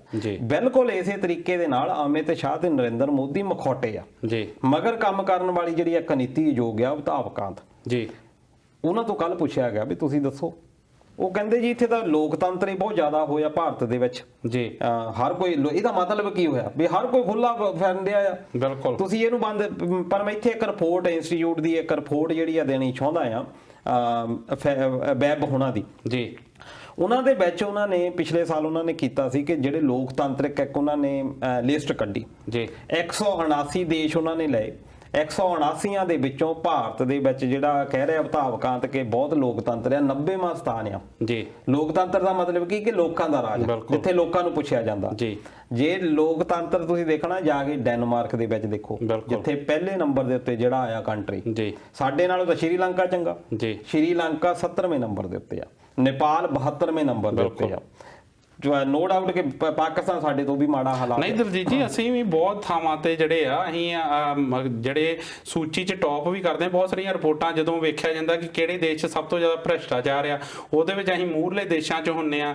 ਜਿਹ 'ਚ ਵੇਖਿਆ ਜਾਂਦਾ ਕਿ ਜਿਹੜੇ ਇੱਕ ਦੂਜੇ ਨਾਲ ਧੱਕਾਸ਼ਾਹੀ ਸਰਕਾਰ ਕਿੱਥੇ ਕਰਦੀ, ਉਹਦੇ ਵਿੱਚ ਇਦਾਂ ਦੇ ਬਹੁਤ ਸਾਰੇ ਕੰਮ ਹੈ ਜਿਹਦੇ ਵਿੱਚ ਅਸੀਂ ਹਮੇਸ਼ਾ ਅੱਗੇ ਰਹਿੰਦੇ ਹਾਂ। ਦੇਖੋ ਲੋਕਤੰਤਰ ਸਾਡੇ ਦੇਸ਼ ਦੇ ਵਿੱਚ ਹੈ ਸੀ ਜਦੋਂ ਦੇਸ਼ ਆਜ਼ਾਦ ਹੋਇਆ। ਉਸ ਤੋਂ ਬਾਅਦ ਕਿਉਂਕਿ ਜਿਹੜੇ ਲੀਡਰ ਆ ਸਾਡੀ ਮੈਂ ਪਹਿਲਾਂ ਹੀ ਬਾਰ-ਬਾਰ ਕਹਿੰਦਾ ਸਾਡੀ ਕੈਬਨਿਟ ਦੇਖੋ ਜੀ, ਉਹਦੇ ਵਿੱਚ ਲੋਕ ਉਹ ਆਏ ਸੀ ਜਿਹੜੇ ਘਰ-ਬਾਰ ਤਿਆਗ ਕਰਕੇ ਆਏ ਸੀ। ਉਦੋਂ ਰਾਜਨੀਤੀ ਦੇ ਵਿੱਚ ਆਉਂਦਾ ਕੌਣ ਸੀ? ਉਹ ਲੋਕ ਆਉਂਦੇ ਸੀ ਜਿਹੜੇ ਬੰਦੇ ਸਿਰ ਧਰ ਦੇ ਉੱਤੇ ਆਪਣਾ ਸਿਰ ਪਤਾ ਨਹੀਂ ਕਿਹਨੇ ਮਾਰ ਦੇਣਾ ਮੈਨੂੰ ਕਦੋਂ, ਜਿਹੜੀ ਬ੍ਰਿਟਿਸ਼ ਗਵਰਨਮੈਂਟ ਆ ਉਹਨੇ ਅੰਦਰ ਸੱਟ ਦੇਣਾ, ਪਤਾ ਨਹੀਂ ਉੱਥੇ ਕਾਲੇ ਪਾਣੀ ਦੇ ਵਿੱਚ ਮੈਂ ਆਪਣੀਆਂ ਜਵਾਨੀਆਂ ਰੋਲ ਦੇਣੀਆਂ। ਉਹ ਲੋਕ ਉੱਥੇ ਆਉਂਦੇ ਸੀ ਜੀ। ਉਹਨਾਂ ਲੋਕਾਂ ਨੇ ਦੇਖੋ ਕਿੰਨਾ ਵਧੀਆ ਕੰਮ ਕੀਤਾ। ਉਹਨਾਂ ਨੇ ਸਾਰੇ ਲੋਕਾਂ ਨੂੰ ਅਧਿਕਾਰ ਦਿੱਤੇ ਜੀ। ਅਧਿਕਾਰ ਦੇਣ ਦੀ ਕੀ ਕੀਤੀ ਕਿ ਜਿਹੜੇ ਦੱਬੇ ਕੁਚਲੇ ਲੋਕ ਸੀ ਉਹਨਾਂ ਨੂੰ ਰਿਜ਼ਰਵੇਸ਼ਨ ਦਿੱਤੀ ਕਿ ਇਹ ਵੀ ਉੱਪਰ ਉੱਠਣ ਜੀ। ਕਿਸਾਨਾਂ ਦੇ ਲਈ 1964 ਦੇ ਵਿੱਚ ਪ੍ਰਾਵਧਾਨ ਇਹ ਰੱਖਿਆ ਗਿਆ ਕਿ ਇਹਨਾਂ ਨੂੰ ਸਬਸਿਡੀ ਦੇ ਤੌਰ ਦੇ ਉੱਤੇ, ਉਹ ਵੀ ਇੱਕ ਤਰ੍ਹਾਂ ਦੀ ਰਿਜ਼ਰਵੇਸ਼ਨ ਹੀ ਕਹਿ ਲਓ, ਸਬਸਿਡੀ ਦੇ ਤੌਰ ਦੇ ਉੱਤੇ MSP ਬਣਾਈ ਗਈ ਕਿ ਇਹਨਾਂ ਨੂੰ 1964 ਦੇ ਵਿੱਚ ਲਾਲ ਬਹਾਦਰ ਸ਼ਾਸਤਰੀ ਨੇ ਕਿਹਾ ਕਿ ਕਿਸਾਨਾਂ ਦੇ ਨਾਲ ਬਹੁਤ ਧੱਕਾ ਹੁੰਦਾ ਜੀ। ਧੱਕਾ ਕਿੱਦਾਂ ਹੁੰਦਾ? ਹੁਣ ਮੈਂ ਦੱਸ ਦਿੰਦਾ ਕਿ ਮਹਾਰਾਸ਼ਟਰ ਦੇ ਵਿੱਚ ਦੁੱਧ ਜਿਹੜਾ ਗਾਂ ਦਾ ਆ ਉਹ 48 ਰੁਪਏ ਨੂੰ ਮਿਲਦਾ ਜੀ, ਮੱਝ ਦਾ ਮਿਲਦਾ 60 ਰੁਪਏ ਜੀ। ਤੇ ਕਿਸਾਨ ਤੋਂ ਜਿਹੜਾ ਲਿਆ ਜਾਂਦਾ ਆ ਉਹ ਤੁਸੀਂ ਹੈਰਾਨ ਹੋਵੋਗੇ ਉਹ 17 ਰੁਪਏ ਨੂੰ ਚੱਕਿਆ ਜਾਂਦਾ ਜੀ। ਕਿਹਾ ਕੀ ਜਾ ਰਿਹਾ ਜੀ? ਕਰੋਨਾ ਆ। ਕਿਸਾਨ ਨੂੰ ਜਿਹੜਾ ਜਦ ਕਿ ਤੈਅ ਰੇਟ ਜਿਹੜਾ ਉੱਥੇ ਦਾ ਆ ਦੁੱਧ ਦਾ ਰੇਟ ਜਿਹੜਾ ਸਰਕਾਰ ਨੇ ਮੰਨਿਆ ਹੋਇਆ 2018 ਦੇ ਵਿੱਚ ਕਿ ਅਸੀਂ 30 ਰੁਪਏ ਘੱਟੋ ਘੱਟ ਦੇਵਾਂਗੇ ਇਹਨੂੰ। ਪਰ ਦਲਜੀਤ ਜੀ ਮਿਹਨਤ ਵੇਖੋ ਨਾ ਕਿੰਨੀ ਲੱਗਦੀ, ਕਿਸਾਨ ਤੋਂ ਲੈ ਕੇ ਉਹਦੇ ਵਿੱਚ ਪਾਣੀ ਮਿਲਾਉਣਾ ਹੁੰਦਾ, ਕਈ ਕੁਝ ਹੋਰ ਕਰਨਾ ਪੈਂਦਾ, ਕਿੰਨੀ ਮਿਹਨਤ ਲੱਗਦੀ, ਉਹਦੇ ਵੀ ਪੈਸੇ ਲੱਗਦੇ ਆ। ਬਿਲਕੁਲ। ਹੁਣ ਜਦੋਂ ਇਹ ਵੇਚਦੇ ਆ, ਜਦੋਂ ਦੁੱਧ ਵੇਚਿਆ ਜਾਂਦਾ ਉਹਦੇ ਵਿੱਚ ਤੁਸੀਂ ਦੇਖਦੇ ਆ ਆਪਾਂ ਨੂੰ ਦੇਣ ਲੱਗ ਵੀ ਕਿੰਨੀ ਫੈਟ ਆ। ਬਿਲਕੁਲ। ਤੁਸੀਂ ਈਵਨ ਕਿ ਆ ਬੇਰਕਾ ਤੇ ਮਾਰਕਫੈਟ ਦੇ ਤੁਸੀਂ ਆ 2 ਸਾਲ ਪਹਿਲਾਂ ਦੇ ਆਪਣੇ ਸੈਂਪਲ ਆਏ ਆ, ਜਿੰਨੇ ਉਹਦੇ ਉੱਤੇ ਲਿਖਿਆ ਹੋਇਆ ਆ ਉਨਾ ਫੈਟ ਹੈ ਹੀ ਨਹੀਂ ਸੀ। ਫੈਟ ਦੇ ਮੀਟਰ ਤੇ ਮੇਰੇ ਖਿਆਲ ਉੱਥੇ ਕੰਮ ਹੀ ਨਹੀਂ ਕਰਦੇ ਜਿਹੜੇ ਦੁੱਧ ਵੇਚਿਆ ਜਾਂਦਾ। ਜਦੋਂ ਕਿਸਾਨ ਦੇ ਉੱਤੇ ਫੈਟ ਕੱਢਿਆ ਜਾਂਦਾ ਉੱਥੇ ਉਹ ਫੈਟ ਮੀਟਰ ਇਦਾਂ ਦਾ ਲਾ ਦਿੰਦੇ ਆ, ਉਹ ਇਦਾਂ ਲੱਗਦਾ ਹੈ ਵੀ ਮੱਝ ਜਾਣੀ ਕੁਝ ਪਤਾ ਨਹੀਂ ਕੀ ਖਾਂਦੀ ਆ, ਉਹਨੂੰ ਚਾਰਾ ਹੀ ਨਹੀਂ, ਉਹਦੀ ਫੈਟ ਹੀ ਨਹੀਂ ਆ ਰਹੀ ਜੀ ਜੀ। ਹੁਣ ਉਹ 17 ਰੁਪਏ ਨੂੰ ਜਿਹੜਾ ਕਿਸਾਨ ਕਿੱਥੇ ਜਾਵੇ? MSP ਇਸੇ ਕਰਕੇ ਲਾਲ ਬਹਾਦਰ ਸ਼ਾਸਤਰੀ ਨੇ ਉਦੋਂ ਹੀ ਇਹ ਨੀਤੀ ਆਯੋਗ ਬਣਾਏ ਗਏ ਸੀ ਕਿ ਇਹਨਾਂ ਦੇ ਨਾਲ ਧੱਕਾ ਨਾ ਹੋਵੇ, ਇਹਨਾਂ ਨੂੰ ਜਿਹੜੇ ਲਾਗਤ ਮੁੱਲ ਆ ਉਹ ਬਣਾ ਦਿੱਤੇ ਜਾਣ। ਫਿਰ ਨਾਲ ਦੀ ਨਾਲ ਨਹਿਰਾਂ ਕੱਢੀਆਂ ਗਈਆਂ ਕਿ ਘੱਟ ਤੋਂ ਘੱਟ ਲਾਗਤ ਕੱਢੀ ਜਾਵੇ, ਇਹਨਾਂ ਨੂੰ ਬਿਜਲੀ ਦੀ ਬਹੁਤੀ ਖਰਚ ਨਾ ਕਰਨੀ ਪਵੇ। ਤੁਸੀਂ ਨਹਿਰੀ ਪ੍ਰਣਾਲੀ ਦਾ ਹੁਣ ਦੇਖ ਲਓ ਜੀ, ਸਟਾਫ ਤੁਸੀਂ ਅੱਜ ਕੱਢ ਕੇ ਦੇਖ ਲਓ, ਨਹਿਰੀ ਜਿੰਨਾ ਵਿਭਾਗ ਹੈਗਾ ਆ ਪੰਜਾਬ ਦੀ, ਆਪਾਂ ਬਾਹਰਲੀ ਗੱਲ ਛੱਡੋ ਜੀ, ਨਹਿਰੀ ਵਿਭਾਗ ਦੇ ਵਿੱਚ ਕਿੰਨਾ ਸਟਾਫ ਹੁੰਦਾ ਸੀ, ਇਹਨਾਂ ਨੇ ਸਾਰੇ ਕੱਢ ਕੇ ਉਧਰ ਮਾਰਿਆ। ਨਹਿਰਾਂ ਦੀ ਸਫਾਈ ਕੋਈ ਨਹੀਂ ਕੀਤੀ ਜਾਂਦੀ, ਕੋਈ ਪੁੱਛਿਆ ਗਿੱਛਿਆ ਨਹੀਂ ਜਾਂਦਾ, ਉਹਨੂੰ ਬਿਲਕੁਲ ਫੇਲ ਕਰਕੇ ਰੱਖ ਦਿੱਤਾ ਇਹਨਾਂ ਨੇ ਸਿੰਚਾਈ ਵਿਭਾਗ ਨੂੰ ਜੀ। ਜਦ ਕਿ ਚਾਹੀਦਾ ਇਹ ਸੀ, ਹੁਣ ਆਪਾਂ ਅੱਜ ਗੱਲ ਕਰਦੇ ਆ ਬਿਜਲੀ ਸੋਧ ਬਿੱਲ 2020 ਦੀ ਵੀ ਗੱਲ ਹੋ ਰਹੀ ਨਾਲ ਦੀ ਨਾਲ, ਉਹਦੇ ਵਿੱਚ ਵੀ ਜੇ ਤੁਸੀਂ ਸਿੰਚਾਈ ਨੂੰ ਹੁਣ ਬਿਹਾਰ ਤੇ UP ਵਰਗੇ ਜਿਹੜੇ ਸਟੇਟ ਆ ਉਹਨਾਂ ਦੀ ਲਾਗਤ ਸਾਡੇ ਨਾਲੋਂ ਘੱਟ ਆਉਂਦੀ ਆ। ਇਸ ਕਰਕੇ ਸਾਨੂੰ ਇਹ ਗੱਲ ਸਮਝਣੀ ਪੈਣੀ ਸਰਕਾਰਾਂ ਨੂੰ ਵੀ ਕਿ ਸਾਡੀ ਲਾਗਤ ਜੇ ਤੁਸੀਂ ਇੰਨਾ ਕੁਝ ਕਰਨਾ, ਸਾਡੀ ਲਾਗਤ ਘਟਾਉਣ ਦੇ ਲਈ ਅੱਜ ਤੱਕ ਕੀ ਕੀਤਾ ਜੀ? ਸਾਡੀ ਜਿਹੜਾ ਤੁਸੀਂ ਵਧਾਉਣ ਦੇ ਲਈ ਕੰਮ ਕੀਤਾ ਅੱਜ ਤੱਕ। ਤੁਸੀਂ ਦਲਜੀਤ ਜੀ ਗੱਲ ਕੀਤੀ ਦੁੱਧ ਦੀ, ਤੁਸੀਂ ਕੀਤੀ ਕਿ MSP ਤਾਂ ਰੱਖੀ ਗਈ ਸੀ ਕਿ ਇਹਨਾਂ ਨਾਲ ਧੱਕਾ ਨਾ ਹੋਵੇ, ਪਰ MSP ਦੇ ਬਾਵਜੂਦ ਵੀ ਧੱਕਾ ਤੇ ਇਹਨਾਂ ਨਾਲ ਹਰ ਜਗ੍ਹਾ ਤੇ ਹੁੰਦਾ। ਜੇ ਆਪਾਂ ਮੱਕੀ ਦੀ ਗੱਲ ਕਰ ਰਹੀਏ ਤੇ ਜੇ ਮੱਕੀ ਦਾ ਆਟਾ ਬਾਜ਼ਾਰੋਂ ਲੈਣ ਜਾਈਏ ਤਾਂ ਕੇਸਰ ਜਿਹਦਾ 150 ਰੁਪਏ ਕਿਲੋ ਵਿਕਦਾ ਤੇ ਉਹ ਕਿਸਾਨਾਂ ਤੋਂ ਕਿਸ ਭਾਅ ਚੁੱਕੀ ਜਾਂਦੀ ਆ ਉਹ ਸਾਰਿਆਂ ਨੂੰ ਪਤਾ। ਇਦਾਂ ਹਰ ਫਸਲ ਦੇ ਵਿੱਚ ਹੁੰਦਾ ਆ। ਸਿਰਫ ਇੱਕ ਕਣਕ ਤੇ ਝੋਨਾ ਜਿਹੜਾ ਆ ਉਹ ਵੀ ਸਿਰਫ ਪੰਜਾਬ 'ਚੋਂ MSP ਤੇ ਚੁੱਕਿਆ ਜਾਂਦਾ। ਹੋਰ ਕਿੰਨੀਆਂ ਫਸਲਾਂ ਜਿਨ੍ਹਾਂ ਦੀ MSP MSP ਤੈਅ ਕੀਤੀ ਗਈ ਪਰ ਉੱਤੇ ਚੁੱਕਿਆ ਨਹੀਂ ਜਾਂਦਾ। ਸੋ ਧੱਕਾ ਜਿਹੜਾ ਆ ਇਹ ਲਗਾਤਾਰ ਕਿਸਾਨਾਂ ਨਾਲ ਹੁੰਦਾ ਆ। ਇਸ ਕਰਕੇ ਮੇਰੇ ਖਿਆਲ ਅੱਜ ਵੀ ਇਹ ਸੜਕਾਂ ਤੇ ਆਪਣੇ ਹੱਕਾਂ ਲਈ ਇਸ ਕਰਕੇ ਬੈਠੇ ਆ ਕਿ ਤੁਸੀਂ ਆਲਰੇਡੀ ਸਾਨੂੰ ਮਾਰਿਆ ਹੋਇਆ, ਸਾਨੂੰ ਰਹਿੰਦੇ ਖੁੰਦੇ ਬਚੇ ਰਹਿਣ ਦਿਓ। ਉਹਨਾਂ ਨੂੰ ਉਹ ਪਰ ਜਿਹੜੀਆਂ ਸਾਡੀਆਂ ਸਰਕਾਰਾਂ ਆ ਹੁਣ ਬਿਲਕੁਲ ਹੀ ਜਿਹੜੀ ਸਾਡੇ ਕਿਸਾਨ ਦੀ ਰੋਟੀ ਆ, ਜਿਹੜੀ 2 ਵੇਲੇ ਦੀ ਔਖੀ ਸੌਖੀ ਰੋਟੀ ਕਮਾਉਂਦਾ ਆ, ਉਹ ਵੀ ਚੁੱਕ ਕੇ ਕਾਰਪੋਰੇਟ ਨੂੰ ਦੇਣ ਨੂੰ ਫਿਰਦੀਆਂ ਆ। ਦੇਖੋ, ਇੱਕ ਮੈਂ ਕ੍ਰਿਸ਼ੀ ਵਿਗਿਆਨੀ ਕਹਿ ਲਓ, ਖੇਤੀਬਾੜੀ ਵਿਭਾਗ ਦਾ ਬੰਦਾ, ਉਹ ਕਹਿ ਰਿਹਾ ਹੈ ਕਿ ਸਾਨੂੰ ਇੰਟਰਨੈਸ਼ਨਲ ਲੈਵਲ ਦੇ ਉੱਤੇ ਜੇ ਅਸੀਂ ਰੇਟ ਕੱਢੀਏ ਜੀ, ਸਾਨੂੰ ਤਾਂ ਮਹਿੰਗੀ ਬਹੁਤ ਚੀਜ਼ ਪੈਂਦੀ ਆ। ਹੁਣ FCI ਦੀ ਆਪਾਂ ਰਿਕਾਰਡ ਕੱਢ ਕੇ ਦੇਖ ਲਈਏ, ਇਸ ਵੇਲੇ FCI ਦੇ ਕੋਲ ਕਣਕ ਤੇ ਝੋਨਾ 74 ਮਿਲੀਅਨ ਟਨ ਦੇ ਕਰੀਬ ਇਹਨਾਂ ਕੋਲ ਸਟੋਰ ਪਿਆ ਜੀ, ਜਦ ਕਿ ਹੋਣਾ ਕਿੰਨਾ ਚਾਹੀਦਾ ਸੀ 41 ਮਿਲੀਅਨ ਜੀ। ਇਹਨਾਂ ਕੋਲ ਲਗਭਗ ਨੀਅਰਲੀ ਦੁੱਗਣਾ ਪਿਆ। ਬਿਲਕੁਲ। ਹੁਣ ਉਹਦੇ ਨਾਲੋਂ ਚਾਹੀਦਾ ਕੀ ਸੀ? MSP 23 ਫਸਲਾਂ ਦੇ ਉੱਤੇ ਦਿੱਤਾ ਜਾਂਦਾ, 23 ਫਸਲਾਂ ਦੇ ਉੱਤੇ, ਤੇ ਚੱਕੀਆਂ ਜਾਂਦੀਆਂ 3 ਫਸਲਾਂ, ਕਿਹੜੀਆਂ? ਕਣਕ, ਝੋਨਾ ਤੇ ਕਪਾਹ। ਇਹ ਵੀ ਕਿੱਥੇ? ਪੰਜਾਬ ਦੇ ਵਿੱਚ ਜੀ। ਉਹਦਾ ਵੀ ਕਾਰਨ ਇਹ ਆ ਕਿ ਪੂਲ ਭਰਨ ਲਈ ਹੁਣ ਜਿਹੜੀ ਇੰਟਰਨੈਸ਼ਨਲ ਇੱਕ ਜਿਹੜੀ ਖਾਦ ਪ੍ਰਣਾਲੀ ਆ, ਆਪਣੇ ਜਿਹੜੀ ਖੁਰਾਕ ਪ੍ਰਣਾਲੀ ਆਪਾਂ ਕਹਿ ਸਕਦੇ ਪੰਜਾਬੀ ਦੇ ਵਿੱਚ, ਖੁਰਾਕ ਪ੍ਰਣਾਲੀ ਇੰਡੀਆ ਦੀ ਜਿਹੜੀ ਹੈਗੀ ਉਹ ਦੁਨੀਆ ਦੇ ਵਿੱਚ ਸਭ ਤੋਂ ਜ਼ਿਆਦਾ ਮਹਿੰਗੀ ਆ ਜੀ। ਉਹਦੇ ਉੱਤੇ ਇੰਨਾ ਜ਼ਿਆਦਾ ਖਰਚ ਵਧਾ ਦਿੱਤਾ ਗਿਆ ਆ ਸਰਕਾਰਾਂ ਨੂੰ, ਇੰਨੇ ਉਹਦਾ ਖਰਚ ਘਟਾਉਣ। ਹੁਣ MSP ਦੀ ਗੱਲ ਕਰਦੇ ਆ ਜੀ, ਨਾਲ ਜਿਹੜੇ ਬਾਕੀ ਤੁਸੀਂ ਸਟੇਟ ਨੂੰ ਟੈਕਸ ਪੇ ਕਰਦੇ ਆ, ਫਿਰ ਤੁਸੀਂ ਲਾਗਤ 3 ਵਾਰੀ ਉਹਦੀ ਚੜਾਇਆ ਜਾਂਦਾ ਟਰੱਕਾਂ ਦੇ ਵਿੱਚ, ਫਿਰ ਉਤਰਾਇਆ ਜਾਂਦਾ 3-3 4-4 ਵਾਰੀ ਉਤਰਾ ਚੜਾ ਕਰਨਾ ਪੈਂਦਾ। ਤੁਸੀਂ ਪਹਿਲਾਂ ਹੀ ਕਿਉਂ ਨਹੀਂ ਡਿਸਾਈਡ ਕਰਦੇ? ਤੁਸੀਂ ਇਦਾਂ ਦੇ ਜਿਹੜੇ ਖਰਚੇ ਆ ਉਹ ਘਟਾਓ। ਤੁਸੀਂ ਆਪੇ ਮਹਿੰਗੀ ਬਣਾਈ ਹੋਈ ਆ, ਤੁਸੀਂ ਉਹਦਾ ਕੋਈ ਅਲਟਰਨੇਟਿਵ ਨਹੀਂ ਕੱਢਦੇ। ਤੁਸੀਂ ਉਹਦਾ ਜਿਹੜੀ ਆਹ ਸਬਸਿਡੀ ਦੇ ਦਿੱਤੀ ਜਾਂਦੀ ਆ, ਨੋ ਡਾਊਟ ਕਿ FCI ਨੇ ਵੀ ਖਰੀਦਣੀ ਆ ਜੀ। ਅੱਜ ਬੰਦ ਕਰ ਦੇਣ ਪੰਜਾਬ ਹਰਿਆਣਾ, ਫਿਰ ਕਿੱਥੋਂ ਲੈਣਗੇ? ਬਿਲਕੁਲ। ਆਰਮੀ ਸਾਰੀ ਇੱਥੋਂ ਹੀ ਖਾਂਦੀ ਆ, FCI ਤੋਂ ਹੀ ਖਾਂਦੀ ਆ। ਆਰਮੀ ਜਿੰਨੀ ਫੌਜ ਆ ਉਹ ਕਿੱਥੋਂ ਖਾਂਦੀ ਖੁਰਾਕ? ਬਿਲਕੁਲ, ਸਾਰੀ FCI ਉੱਥੋਂ ਜਾਂਦੀ ਆ। ਫਿਰ ਜਿੰਨਾ ਮਿਡ ਡੇ ਮੀਲ ਚੱਲਦਾ, ਫਿਰ ਇਦੋਂ ਇਲਾਵਾ ਜਿਹੜੀਆਂ ਸਟੇਟ ਗਵਰਨਮੈਂਟਸ ਜਿੱਦਾਂ ਆਪਣੇ ਆਟਾ ਦਾ ਸਕੀਮ ਚੱਲੀਆਂ ਸੀ, ਇਹ ਸਾਰੀਆਂ ਕਿੱਥੋਂ ਆ ਰਹੀਆਂ? ਬਿਲਕੁਲ। ਮੇਰੇ ਖਿਆਲ ਇਹ ਸਿਰਫ ਇਹ ਹੀ ਨਹੀਂ, ਜਿਹੜਾ ਦੁਨੀਆ 'ਚ ਕਿਤੇ ਵੀ ਬੈਠਾ ਕੋਈ ਇਨਸਾਨ ਹੈ, ਜੇਕਰ ਉਹਦੇ ਥਾਲੀ ਦੇ ਵਿੱਚ ਕੁਝ ਵੀ ਪਿਆ ਆ, ਉਹਨੂੰ ਪ੍ਰੋਡਿਊਸ ਕਰਨ ਵਾਲਾ, ਉਹਨੂੰ ਬਣਾਉਣ ਵਾਲਾ ਜਿਹੜਾ ਅੰਨਦਾਤਾ ਆ, ਕਿਸਾਨ ਆ। ਇਸੇ ਤਰ੍ਹਾਂ ਹੀ ਜੇ ਭਾਰਤ ਦੇ ਵਿੱਚ ਕਿਸੇ ਵੀ ਬੰਦੇ ਨੂੰ ਕੁਝ ਵੀ ਮਿਲਦਾ ਆ ਖਾਣ ਨੂੰ, ਉਹਦੀ ਥਾਲੀ 'ਚ ਪਹੁੰਚਦਾ, ਉਹਦੇ ਮਗਰ ਜਿਹੜਾ ਆ ਉਹ ਕਿਸਾਨ ਆ, ਅੰਨਦਾਤਾ ਆ। ਪਰ ਉਹਦੇ ਨਾਲ ਧੱਕਾ ਲਗਾਤਾਰ ਹੋ ਰਿਹਾ ਹੈ ਤੇ ਹੁੰਦਾ ਆਇਆ। ਇਸ ਕਰਕੇ ਪਰ ਜਿਹੜੀਆਂ ਕਿਸਾਨ ਇਸ ਵੇਲੇ, ਜੇ ਹੁਣ ਸਰਕਾਰ ਦੀ ਨੀਤੀ ਦੀ ਗੱਲ ਕੀਤੀ ਜਾਵੇ ਤਾਂ ਕੱਲ ਇੱਕ ਫਿਰ ਮੀਟਿੰਗ ਹੋਈ ਆ ਅਚਾਨਕ। ਪਹਿਲੋਂ ਮੀਟਿੰਗ ਦਾ 9 ਤਰੀਕ ਦੀ ਰੱਖੀ ਗਈ, ਪਰ ਅਚਾਨਕ ਕੱਲ ਬੰਦ ਵੇਲੇ ਜਿਹੜਾ ਆ ਅਮਿਤ ਸ਼ਾਹ ਹੁਣਾਂ ਨੂੰ ਯਾਦ ਆ ਗਿਆ ਵੀ ਅੱਛਾ ਕਿਸਾਨ ਸਾਡੇ ਕੋਲ ਆਏ ਹੋਏ ਆ ਦਿੱਲੀ, ਛੇਤੀ ਆ ਗਿਆ ਯਾਦ ਉਹਨਾਂ ਨੂੰ, ਤੇ ਉਹ ਅਚਾਨਕ ਉਹਨਾਂ ਨੇ ਮੀਟਿੰਗ ਬੁਲਾਈ ਕਿਸਾਨਾਂ ਦੇ ਨਾਲ। ਪਰ ਜਿਹੜਾ ਉਹਦਾ ਨਤੀਜਾ ਵੀ ਸਿਰਫ ਉਹੀ ਨਿਕਲਿਆ ਜੋ ਅੱਗੇ ਨਿਕਲਦਾ, ਉਹ ਬਿਲਕੁਲ ਜਿਹੜਾ ਸਿਫਰ ਨਿਕਲਿਆ। ਬੇਸਿੱਟਾ ਰਹੀ ਮੀਟਿੰਗ, ਕਿਉਂਕਿ ਫਿਰ ਬੁਲਾ ਕੇ ਇੱਕ ਵਾਰ ਤੇ ਸਿਰਫ ਕਿਸਾਨਾਂ ਨੂੰ ਫਾਇਦੇ ਬੁਲਾਏ, ਜਿਹੜੇ ਗਿਣਾਏ ਗਏ ਕਿ ਇਹ ਤੁਹਾਡੇ ਬਹੁਤ ਫਾਇਦੇ ਦੇ ਵਿੱਚ ਆ, ਬਹੁਤ ਕੁਝ ਇਦਾਂ ਦਾ ਜਿਹੜੇ ਕਿਸਾਨਾਂ ਦੀ ਭਲਾਈ ਲਈ ਕੀਤਾ ਜਾ ਰਿਹਾ ਆ। ਪਰ ਜਿਹੜੀ ਚੀਜ਼ ਤੋਂ ਬਾਅਦ ਜਿਹੜੀ ਕੱਲ ਦੀ ਮੀਟਿੰਗ ਆ ਉਹ ਵੀ ਜਿਹੜੀ ਕੈਨਸਲ ਹੋ ਗਈ ਆ 9 ਤਰੀਕ ਦੀ। ਉਹਦਾ ਕਾਰਨ ਇਹ, ਉਹਨਾਂ ਨੂੰ ਪਤਾ ਲੱਗ ਗਿਆ ਕਿ ਕਿਸਾਨ ਹੁਣ ਕਿਸੇ ਪਾਸੇ ਨਹੀਂ ਮੰਨ ਰਹੇ ਜੀ। ਪਹਿਲਾਂ ਕਿਸਾਨਾਂ ਦੀਆਂ ਮੰਗਾਂ ਵੀ ਕੁਝ ਹੋਰ ਸੀ, ਬਹੁਤ ਸਾਰੀਆਂ ਗੱਲਾਂ ਇਦਾਂ ਦੀਆਂ ਸਾਹਮਣੇ ਆਈਆਂ, ਕਿਉਂਕਿ ਪਹਿਲਾਂ ਇਹੀ ਸੀ ਕਿ ਇਹਨਾਂ ਨੇ MSP ਬੰਦ ਕਰਨੀ ਆ ਤੇ ਮੰਡੀ ਬੰਦ ਕਰਨੀ ਆ, ਕੰਟਰੈਕਟ ਫਾਰਮਿੰਗ ਦੀ ਗੱਲ। SDM ਵਾਲੀ ਅਦਾਲਤ ਵਾਲੀ ਗੱਲ ਜਿਹੜੀ ਆ ਉਹ ਬਾਅਦ ਦੇ ਵਿੱਚ ਹੀ ਸਾਹਮਣੇ, ਕਿਉਂਕਿ ਜਿੱਦਾਂ ਰੂਲ ਮੈਂ ਪਹਿਲੇ ਦਿਨ ਹੀ ਕਿਹਾ ਕਿ ਸਾਨੂੰ ਤਾਂ ਛੋਟੀਆਂ ਗੱਲਾਂ ਦੱਸ ਦਿੱਤੀਆਂ ਜਾਂਦੀਆਂ ਜੀ ਕਿ ਨਹੀਂ ਜੇ ਤੁਹਾਡੇ ਫੇਵਰ ਦੇ ਵਿੱਚ ਆ। ਅਕਾਲੀ ਦਲ ਵਾਲੇ ਹਰਸਿਮਰਤ ਕੌਰ ਬਾਦਲ ਅਤੇ ਬਾਦਲ ਸਾਹਿਬ ਕਿਉਂ ਪਹਿਲਾਂ ਕਹਿੰਦੇ ਰਹੇ? ਕਾਨੂੰਨ ਉਹਨਾਂ ਨੇ ਵੀ ਨਹੀਂ ਪੜ੍ਹਿਆ ਹੁੰਦਾ। ਉਹਨਾਂ ਨੂੰ ਜੋ ਆ ਨੀਤੀ ਆਯੋਗ ਵਾਲੇ ਲੋਕ ਨੇ ਇਹ ਬੈਠੇ ਹੋਏ ਆ, ਉਹ ਜੋ ਇਹਨਾਂ ਨੂੰ ਦੱਸੀ ਜਾਂਦੇ ਆ ਅੱਗੇ ਸਿਰਫ ਕਨਵੇ ਕਰ ਦਿੰਦੇ ਆ। ਮੈਂ ਜਿੱਦਾਂ ਪਹਿਲਾਂ ਗੱਲ ਕਿਹਾ ਕਿ ਕੁਆਲੀਫਾਈਡ ਨਹੀਂ ਲੋਕ ਹੁੰਦੇ, ਇਹ ਨਾ ਤਾਂ ਇਹ LLB ਨੇ, ਨਾ ਇਹ ਲੋਕਾਂ ਨੂੰ ਬਿੱਲਾਂ ਦੇ ਬਾਰੇ ਜਾਣਕਾਰੀ ਹੁੰਦੀ। ਦੂਜਾ ਕਿ ਨਾ ਤਾਂ ਇਹ ਇੰਨਾ ਜ਼ਿਆਦਾ ਇੰਟਰਸਟ ਹੁੰਦਾ ਆ ਕਿ ਅਸੀਂ ਪੂਰੀ ਤਰ੍ਹਾਂ ਪੜ੍ਹੀਏ ਜੀ। ਅਸੀਂ ਵੀ ਤਾਂ ਹੀ ਪੜ੍ਹੇ ਆ ਕਿਉਂਕਿ ਆ ਰੋਸ ਮੁਜ਼ਾਹਰਾ, ਅਸੀਂ ਆਪਣੀ ਵੀ ਜੇ ਗੱਲ ਕਰੀਏ ਅਸੀਂ ਤਾਂ ਹੀ ਪੜ੍ਹੇ ਆ, ਨਹੀਂ ਤਾਂ ਕਿਸਾਨ ਕਿੰਨੇ ਕਿਸਾਨ ਸੀ ਜਿਨ੍ਹਾਂ ਨੇ ਪੜ੍ਹਨਾ ਸੀ। ਦੂਜੀ ਸਾਡੀ ਤਰਾਸਦੀ ਇਹ ਆ ਕਿ ਸਾਡੇ ਜਿਹੜੀ ਪੰਜਾਬ ਯੂਨੀਵਰਸਿਟੀ, ਪੰਜਾਬੀ ਖੇਤੀਬਾੜੀ ਯੂਨੀਵਰਸਿਟੀ ਆ ਲੁਧਿਆਣਾ ਵਾਲੀ, ਉਹਨਾਂ ਦਾ ਇੱਕ ਅੰਕੜਾ ਆ, ਉਹ ਕਹਿੰਦੇ ਆ ਵੀ ਸਾਡੇ ਜ਼ਿਆਦਾਤਰ ਕਿਸਾਨ ਜਿਹੜੇ ਅੰਡਰ ਮੈਟ੍ਰਿਕ ਆ ਜੀ, ਉਹ ਵਿਚਾਰੇ 10 ਵੀ ਨਹੀਂ ਪੜ੍ਹੇ। ਜਿਹੜਾ ਬੰਦਾ ਕੁਝ ਵੀ ਨਹੀਂ ਕਰਦਾ ਉਹ ਖੇਤੀਬਾੜੀ 'ਚ ਆ ਜਾਂਦਾ। ਉਹਦੇ ਨਾਲ ਕੀ ਹੋਇਆ ਕਿ ਉਹਨੇ ਸਿੱਖਣ ਦੀ ਲਾਲਸਾ ਬੰਦ ਕਰਤੀ। ਉਹ ਕੀ ਹੋਇਆ ਕਿ ਜੋ ਉਹਨੂੰ ਦੱਸਿਆ ਜਾਂਦਾ ਉਹੀ ਚੀਜ਼ ਕਰ ਲੈਂਦੀ ਆ, ਇਸੇ ਕਰਕੇ ਉਹ ਹਮੇਸ਼ਾ ਠੱਗਿਆ ਜਾਂਦਾ ਜੀ। ਬਿਲਕੁਲ ਇਹੀ ਕਾਰਨ ਹੈ ਕਿ ਉਹਨੂੰ ਮਾੜੇ ਬੀਜ ਦੇ ਦਿੱਤੇ ਜਾਂਦੇ ਆ, ਉਹਦੇ ਉੱਤੇ ਰਿਸਰਚ ਨਹੀਂ ਹੁੰਦੀ, ਉਹਦੀ ਮਾੜੀਆਂ ਦਵਾਈਆਂ ਦੇ ਦਿੱਤੀਆਂ ਜਾਂਦੀਆਂ। ਹਾਂ, ਜਥੇਦਾਰ ਤੋਤਾ ਸਿੰਘ ਜਦੋਂ ਖੇਤੀਬਾੜੀ ਮੰਤਰੀ, ਤੁਹਾਨੂੰ ਪਤਾ ਹੋਣਾ, ਉਦੋਂ ਗਲਤ ਦਵਾਈਆਂ ਦੇ ਦਿੱਤੀਆਂ। ਕੈਪਟਨ ਸਰਕਾਰ ਦੇ ਵੇਲੇ ਬੀਜਾਂ ਦਾ ਘੁਟਾਲਾ ਹੋ ਗਿਆ। ਘੁਟਾਲੇ ਤਾਂ ਬਹੁਤ ਤਰ੍ਹਾਂ ਦੇ ਆ। ਉਸ ਤੋਂ ਬਾਅਦ ਸਾਹਮਣੇ ਆਇਆ ਕਿ ਬੀਜ ਜਿਹੜੇ ਦਿੱਤੇ ਜਾਂਦੇ ਆ ਉਹਨਾਂ ਦੇ ਵਿੱਚ ਵੀ ਪਹਿਲਾਂ ਹੀ ਕਨਵੇ ਕਰ ਦਿੱਤਾ ਜਾਂਦਾ, ਤੁਹਾਨੂੰ ਕਹਿ ਦਿੱਤਾ ਜੀ ਆਹ ਨਵਾਂ ਬੀਜ ਆ, ਰੇਟ ਲਓ ਕਿਸਾਨ ਦੇ ਕੋਲੋਂ ਪੂਰਾ। ਉਹ ਬਾਅਦ ਚ ਪਤਾ ਲੱਗਦਾ ਜੀ ਅਜੇ ਤਾਂ ਇਹ ਕੀਤਾ ਹੀ ਨਹੀਂ, ਪ੍ਰਮੋਟ ਹੀ ਨਹੀਂ ਕੀਤਾ ਯੂਨੀਵਰਸਿਟੀ ਨੇ। ਬਾਹਰ ਜਿਹੜੀਆਂ ਦੁਕਾਨਾਂ ਆ ਉਹ ਬੰਦੇ ਵੈਸੇ ਹੀ ਬੈਠੇ ਬੈਠੇ ਕਮਾ ਰਹੇ ਆ। ਇਸ ਕਰਕੇ ਸਰਕਾਰਾਂ ਜਿਹੜੀਆਂ ਇਹਨਾਂ ਚੀਜ਼ਾਂ ਦੇ ਉੱਤੇ ਵੀ ਧਿਆਨ ਦੇਣ। ਕੱਲਾ ਇਹ ਨਹੀਂ ਹੁੰਦਾ ਕਿ ਤੁਸੀਂ ਜਿਹੜਾ ਪ੍ਰਾਇਮਰੀ ਸੋਰਸ ਆ ਉਹਦੇ ਉੱਤੇ ਸਿੱਧਾ ਟਾਰਗੇਟ ਕਰ ਦਿਓ। ਤੁਸੀਂ ਪਹਿਲਾਂ ਉਹ ਸਿਸਟਮ ਦੇ ਵਿੱਚ ਜਿਹੜੀ ਖੁਰਾਕ ਪ੍ਰਣਾਲੀ ਦੁਨੀਆ ਦੀ ਸਭ ਤੋਂ ਮਹਿੰਗੀ ਬਣਾਈ ਹੋਈ ਆ, ਉਹ ਸਿਸਟਮ ਦੇ ਵਿੱਚ ਸੁਧਾਰ ਲਿਆਉਣ ਦੀ ਕੋਸ਼ਿਸ਼ ਕਰੋ।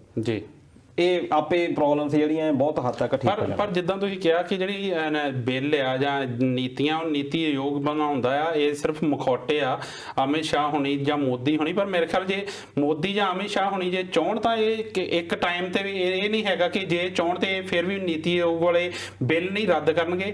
ਪਰ ਫਿਰ ਵੀ ਇਹ ਜਿਹੜੇ ਆ ਆਪਣੀ ਅੜੀ ਤੇ ਅੜੇ ਹੋਏ ਆ, ਇਹਨਾਂ ਨੂੰ ਸਭ ਕੁਝ ਪਤਾ। ਹੁਣ ਕੱਲ ਵੀ ਬੁਲਾਇਆ ਗਿਆ ਤਾਂ ਸਿਰਫ ਪਹਿਲੋਂ ਗੱਲ ਕੀਤੀ ਗਈ ਕਿ ਸਿਰਫ 5 ਕਿਸਾਨਾਂ ਨੂੰ ਜਿਹੜਾ ਬੁਲਾਇਆ ਗਿਆ ਜਾਵੇ।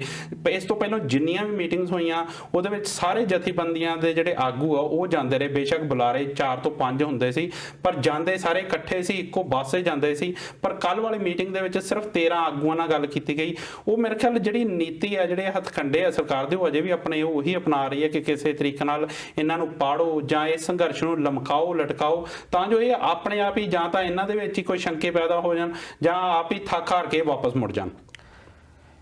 ਨੋ ਡਾਊਟ ਜੇ ਇਹ ਰੋਹ ਐਡੇ ਲੈਵਲ ਦੇ ਉੱਤੇ ਨਾ ਹੁੰਦਾ ਜੀ, ਹੁਣ ਤੱਕ ਇਹ ਤਾਰਕ ਪੀਡੋ ਹੋ ਜਾਣਾ ਸੀ। ਬਿਲਕੁਲ 30 ਜਥੇਬੰਦੀਆਂ ਇਕੱਲੇ ਪੰਜਾਬ ਦੇ ਵਿੱਚ ਕੰਮ ਕਰ ਰਹੀਆਂ ਜੀ। ਉਹ ਜੋਗਿੰਦਰ ਸਿੰਘ ਉਗਰਾਹਾਂ ਹੁਣੀ ਕਾਫੀ ਸੂਝਵਾਨ ਨੇਤਾ ਹੈਗੇ, ਉਹਨਾਂ ਨੇ ਕੱਲ ਕਿਹਾ ਕਿ ਇਹਨਾਂ ਨੂੰ ਨਹੀਂ ਜਾਣਾ ਚਾਹੀਦਾ ਸੀ। ਇਹਦੇ ਨਾਲ ਮਤਭੇਦ ਉਜਾਗਰ ਹੁੰਦੇ ਆ ਜੀ। ਨੋ ਡਾਊਟ ਇਹਦੇ ਨਾਲ ਲੋਕਾਂ ਦੇ ਵਿੱਚ ਜਦੋਂ ਗਏ ਆ, ਇਹ ਇੱਕ ਲੋਕਾਂ ਦੇ ਵਿੱਚ ਹੋ ਗਿਆ ਸੀ ਕਿ ਇਹ ਕਿਉਂ ਗਏ ਆ। ਬਿਲਕੁਲ, ਕਿ ਇਹ ਬਾਕੀ ਆਗੂਆਂ ਦੇ ਨਾਲ ਨਹੀਂ ਚੱਲਦੇ ਜੀ।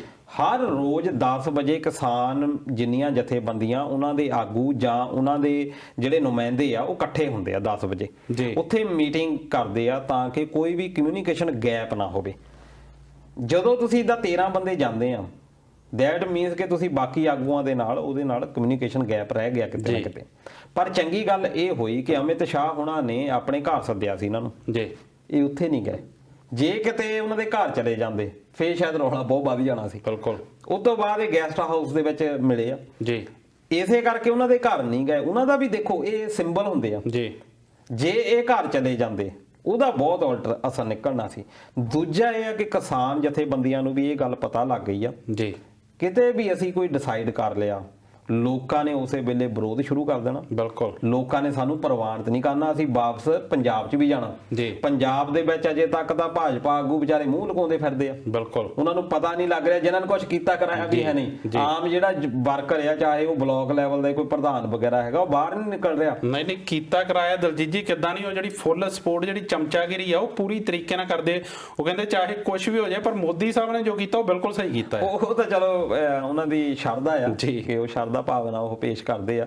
ਪਰ ਉਹ ਕਿਸਾਨ ਆਗੂਆਂ ਨੂੰ ਡਰ ਲੱਗਦਾ ਵੀ ਸਾਡੀ ਜਿਹੜੀ ਹੁਣ ਤੱਕ ਦੀ ਜਿੰਨੀ ਵੀ ਕੀਤੀ ਕਰਾਈ ਆ ਉਹਦੇ ਉੱਤੇ ਪਾਣੀ ਫਿਰ ਜਾਣਾ ਜੀ। ਪਰ ਇਹ ਉੱਥੇ ਇਕੱਠੇ ਹੋਏ ਆ, ਇਹਨਾਂ ਨੇ ਵੀ ਉਹੀ ਮਸਲੇ ਹੱਲ ਰੱਖੇ ਆ। ਦੂਜਾ ਇਹ ਵੀ ਆ, ਕਿਹਾ ਇਹ ਜਾ ਰਿਹਾ ਕਿ ਅਮਿਤ ਸ਼ਾਹ ਚਾਹੁੰਦਾ ਆ ਕੱਲੇ ਕੱਲੇ ਦੇ ਨਾਲ ਗੱਲ ਕਰਨੀ ਜੀ, ਕੱਲੇ ਕੱਲੇ ਆਗੂ ਨੂੰ ਉਹਨੇ ਇਨਵਾਈਟ ਕੀਤਾ ਜੀ। ਪਰ ਕੋਈ ਵੀ ਆਗੂ ਉਹਨੂੰ ਹੁੰਗਾਰਾ ਨਹੀਂ ਭਰ ਰਿਹਾ ਜੀ। ਉਹਦਾ ਕਾਰਨ ਇਹ ਆ ਕਿ ਜੇ ਕੱਲਾ ਕੋਈ ਬੰਦਾ ਗਿਆ, ਉਹਦੇ ਵਿੱਚ ਹੋ ਸਕਦਾ ਉਹਦੇ ਉੱਤੇ ਪ੍ਰੈਸ਼ਰ ਪਾ ਦੇਣ ਜੀ, ਹੋ ਸਕਦਾ ਉਹਨੂੰ ਡਰਾ ਲੈਣ। ਬਿਲਕੁਲ, ਹੋ ਸਕਦਾ ਆ ਉਹ ਸਾਮ ਦਾਮ ਦੰਡ ਭੇਦ ਜੋ ਵੀ ਹੈਗਾ ਚਾਣਕਿਆ ਦੀਆਂ ਨੀਤੀਆਂ ਅਪਣਾ ਲੈਣ, ਕਿਉਂਕਿ ਉਹਨਾਂ ਦਾ ਅਸਲੀ ਜਿਹੜਾ ਸੋਰਸ ਆ ਉਹ ਚਾਣਕਿਆ ਦੀਆਂ ਨੀਤੀਆਂ, ਪ੍ਰਜਾਤੰਤਰ ਦੀਆਂ ਕਹਾਣੀਆਂ, ਉਹਨਾਂ ਤੋਂ ਸ਼ੁਰੂ ਹੁੰਦਾ। ਉਹਨਾਂ ਦਾ ਪੂਲ ਆ ਜੀ, ਉਹਨਾਂ ਨੂੰ ਡਰ ਆ ਵੀ ਸਾਨੂੰ ਕਿਤੇ ਏਦਾਂ ਖਰ ਨਾ ਲੈਣ। ਇਸ ਕਰਕੇ ਜਦੋਂ 30 ਬੰਦੇ ਇਕੱਠੇ ਹੁੰਦੇ ਆ, ਉਸ ਵੇਲੇ ਉਹ ਸਾਰੀਆਂ ਗੱਲਾਂ, ਖਾਸ ਤੌਰ ਤੇ ਲਾਸਟ ਵਾਲੀ ਤੁਸੀਂ ਮੀਟਿੰਗ ਦੇਖੋ, ਜਿਹੜੀ 5ਵੀਂ ਮੀਟਿੰਗ ਹੋਈ ਸੀ, ਉਹਦੇ ਵਿੱਚ ਤਾਂ ਉਹਨਾਂ ਨੇ ਇਹ ਕਹਿਤਾ ਸੀ ਯੈਸ ਨੋ 'ਚ ਸਾਨੂੰ ਜਵਾਬ ਦਿਓ, ਬਹੁਤੀ ਗੱਲ ਕਰਨ ਦੀ ਲੋੜ ਨਹੀਂ, ਤੇ ਮੌਨ ਹੀ ਰਹੇ 1 ਘੰਟਾ। ਉਸ ਤੋਂ ਬਾਅਦ ਅੱਜ ਦੀ ਜਿਹੜੀ ਮੀਟਿੰਗ ਉਹਨਾਂ ਰੱਦ ਕਰਤੀ। ਪਰ ਹੁਣ 10 ਦਸੰਬਰ ਨੂੰ ਸੱਦਿਆ ਉਹਨਾਂ ਨੇ ਫੇਰ ਜੀ। ਉਸ ਤੋਂ ਬਾਅਦ ਕਿਉਂਕਿ ਐਮਐਸਪੀ ਨੂੰ ਤਾਂ ਮੰਨੇ ਆ ਜੀ, ਫੇਰ ਆ ਜਿਹੜੀ ਐਸਡੀਐਮ ਅਦਾਲਤ ਵਾਲੀ ਆ ਉਹ ਵੀ ਗੱਲ ਮੰਨੇ ਆ ਜੀ। ਪਰ ਕਿਸਾਨਾਂ ਦੀ ਹੁਣ ਮੰਗ ਹੈਗੀ ਆ ਕਿ ਰੱਦ ਕੀਤੇ ਜਾਣ, ਪਰ ਉਹ ਰੱਦ ਨਹੀਂ ਕਰਨੀ ਚਾਹੁੰਦੀ, ਕਿਸੇ ਨਾ ਕਿਸੇ ਤਰੀਕੇ ਦੇ ਨਾਲ ਰੱਖਣਾ ਚਾਹੁੰਦੀ ਆ ਤਾਂ ਕਿ ਬਾਅਦ ਦੇ ਵਿੱਚ ਇਹਨੂੰ ਸੋਧ ਕਰਨਾ ਸੌਖਾ ਰਵੇ। ਜੀ ਬਿਲਕੁਲ। ਦਲਜੀਤ ਜੀ ਇੱਥੇ ਟਿੱਪਣੀਆਂ ਦੀ ਗੱਲ ਕਰਾਂ ਤਾਂ ਅੱਜ ਯੋਗੇਸ਼ ਗੁਰਨਾ ਹੁਣੀ ਜਿਹੜੇ ਆ ਕਿਸਾਨ ਏਕਤਾ ਜਿੰਦਾਬਾਦ ਜਿਹੜੇ ਕਿਸਾਨ ਮਜ਼ਦੂਰ ਦੇ ਹਾਲ ਦਾ ਨਾਰਾ ਮਾਰ ਰਹੇ, ਉਹਨਾਂ ਦੇ ਸਮਰਥਨ 'ਚ ਨਾਲ ਦੀ ਨਾਲ ਕਰਨੈਲ ਸਿੰਘ ਬਾਂਸਲ ਹੁਣੀ, ਸ਼ਸ਼ਾ ਸ਼ਰਮਾ, ਦੀਪ ਸੰਧੂ ਸਾਰੇ ਪ੍ਰੋਗਰਾਮ ਨੂੰ ਪਸੰਦ ਕਰ ਰਹੇ। ਮੇਜਰ ਹੇਰ ਹੁਣੀ ਨਾਲ ਦੀ ਨਾਲ ਇੰਦਰਜੀਤ ਵਰਮਾ ਹੁਣਾਂ ਦੀ ਟਿੱਪਣੀ ਆਈ, ਉਹ ਕਹਿੰਦੇ ਕਿ ਸਰਕਾਰ ਇਸ ਵੇਲੇ ਜਿਹੜੀ ਆ ਹਾਰ ਚੁੱਕੀ ਹੈ, ਬਸ ਜਿਹੜੀ ਆਪਣੀ ਇਨਸਲਟ ਤੋਂ ਡਰ ਰਹੀ ਆ, ਤਾਂ ਕਰਕੇ ਉਹ ਸ਼ਾਇਦ ਪਿੱਛੇ ਨਹੀਂ ਹਟ ਰਹੀ। ਦੇਖੋ ਇਹ ਗੱਲ ਹੋ ਸਕਦੀ ਹੈ ਜੀ ਕਿ ਕਿਉਂਕਿ ਆਪਾਂ ਪਿਛਲੇ ਹਫਤੇ ਵੀ ਗੱਲ ਕੀਤੀ ਸੀ ਕਿ ਮੋਦੀ ਸਾਹਿਬ ਦੀ ਜਿਹੜੀ ਇਮੇਜ ਹੈ ਉਹਨੂੰ ਬਹੁਤ ਵੱਡਾ ਕਰਕੇ ਪ੍ਰਚਾਰਿਆ ਗਿਆ ਕਿ ਬਹੁਤ ਸੋਚ ਸਮਝ ਕੇ ਫੈਸਲੇ ਲੈਂਦੇ ਆ, ਜੇ ਲੈਂਦੇ ਤਾਂ ਪਿੱਛੇ ਨਹੀਂ ਹਟਦੇ। ਹੁਣ ਮੇਰੇ ਖਿਆਲ ਇਹ ਜਿਹੜੀ ਉਹਨਾਂ ਦੀ ਇਮੇਜ ਹੈ ਉਹ ਵੀ ਕਿਤੇ ਨਾ ਕਿਤੇ ਆੜੇ ਆ ਰਹੀ ਆ। ਬਿਲਕੁਲ, ਇਹ ਇਮੇਜ ਜਿਹੜੀ ਹੈ ਇਹੀ ਖਰਾਬ ਕਰ ਰਹੀ ਹੈ, ਪਰ ਉਹਦੇ ਵਿੱਚ ਇਹ ਹੈ ਕਿ ਆਗੂਆਂ ਨੂੰ ਕਦੀ ਵੀ ਇਹ ਗੱਲ ਭੁੱਲਣੀ ਨਹੀਂ ਚਾਹੀਦੀ ਕਿ ਅਸੀਂ ਲੋਕਾਂ ਦੇ ਦੁਆਰਾ ਬਣਾਏ ਗਏ ਹਾਂ ਜੀ। ਜੇ ਲੋਕ ਕੱਲ ਨੂੰ ਚਾਹਣਗੇ ਤਾਂ ਉਹ ਸਾਨੂੰ ਨਹੀਂ ਬਣਾਉਣਗੇ, ਇਸ ਕਰਕੇ ਜਿੰਨੇ ਵੀ ਡਿਸੀਜਨ ਲਏ ਜਾਣ ਉਹ ਲੋਕ ਹਿੱਤਾਂ ਦੇ ਵਿੱਚ ਲਏ ਜਾਣ, ਜਿਹਦਾ ਕਿ ਲੋਕਾਂ ਨੂੰ ਵੀ ਫਾਇਦਾ ਹੋਵੇ। ਲੋਕਾਂ ਨੂੰ ਜਦੋਂ ਤੁਹਾਨੂੰ ਇਹ ਕਿਹਾ ਜਾਂਦਾ ਹੈ ਕਿ ਨਹੀਂ ਜੀ ਇਹ ਲੋਕਾਂ ਦੇ ਹਿੱਤਾਂ ਦੇ ਵਿੱਚ ਆ, ਪਰ ਕਿੱਦਾਂ ਹਿੱਤਾਂ ਦੇ ਵਿੱਚ ਆ ਇਹ ਤੁਹਾਨੂੰ ਦੱਸਣਾ ਨਾ ਆਵੇ ਜੀ, ਜਾਂ ਤਾਂ ਤੁਸੀਂ ਉਹਨਾਂ ਨੂੰ ਚੰਗੀ ਤਰ੍ਹਾਂ ਕਨਵੇ ਕਰ ਦਿਓ, ਨਹੀਂ ਜੀ ਉਹ ਸਾਨੂੰ ਸਮਝਾਉਣਾ ਨਹੀਂ ਆ ਰਿਹਾ, ਉਹਦੇ ਨਾਲ ਫਿਰ ਲੋਕਾਂ ਦੇ ਵਿੱਚ ਬਹੁਤ ਸਾਰੀਆਂ ਇੱਕ ਰੋਸ ਪ੍ਰਗਟ ਹੁੰਦੇ ਆ ਜੀ। ਪਰ ਪਿਛਲੀਆਂ ਜਿੰਨੀਆਂ ਹੁਣ 6 ਸਾਲ ਦੇ ਕਰੀਬ ਹੋ ਗਏ ਆ ਰਾਜ ਕਰਦਿਆਂ ਨੂੰ, 7ਵਾਂ ਸਾਲ ਚੱਲ ਪਿਆ, ਤੇ ਉਹਦੇ ਵਿੱਚ ਕਿੰਨੇ ਡਿਸੀਜਨ ਲਏ ਆ। ਨੋ ਡਾਊਟ ਕਿ ਇੱਕ ਰੀਫਾਰਮ ਦੀ ਲੋੜ ਆ ਜੀ, ਰੀਫਾਰਮ ਇੰਡੀਆ ਦੇ ਵਿੱਚ ਜ਼ਰੂਰੀ ਆ ਜੇ ਅਸੀਂ ਉਹਨੂੰ ਆਪਾਂ ਇੰਟਰਨੈਸ਼ਨਲ ਲੈਵਲ ਦੇ ਕਾਇਦੇ ਕਾਨੂੰਨਾਂ ਦੇ ਵਿੱਚ ਦੇਖੀਏ।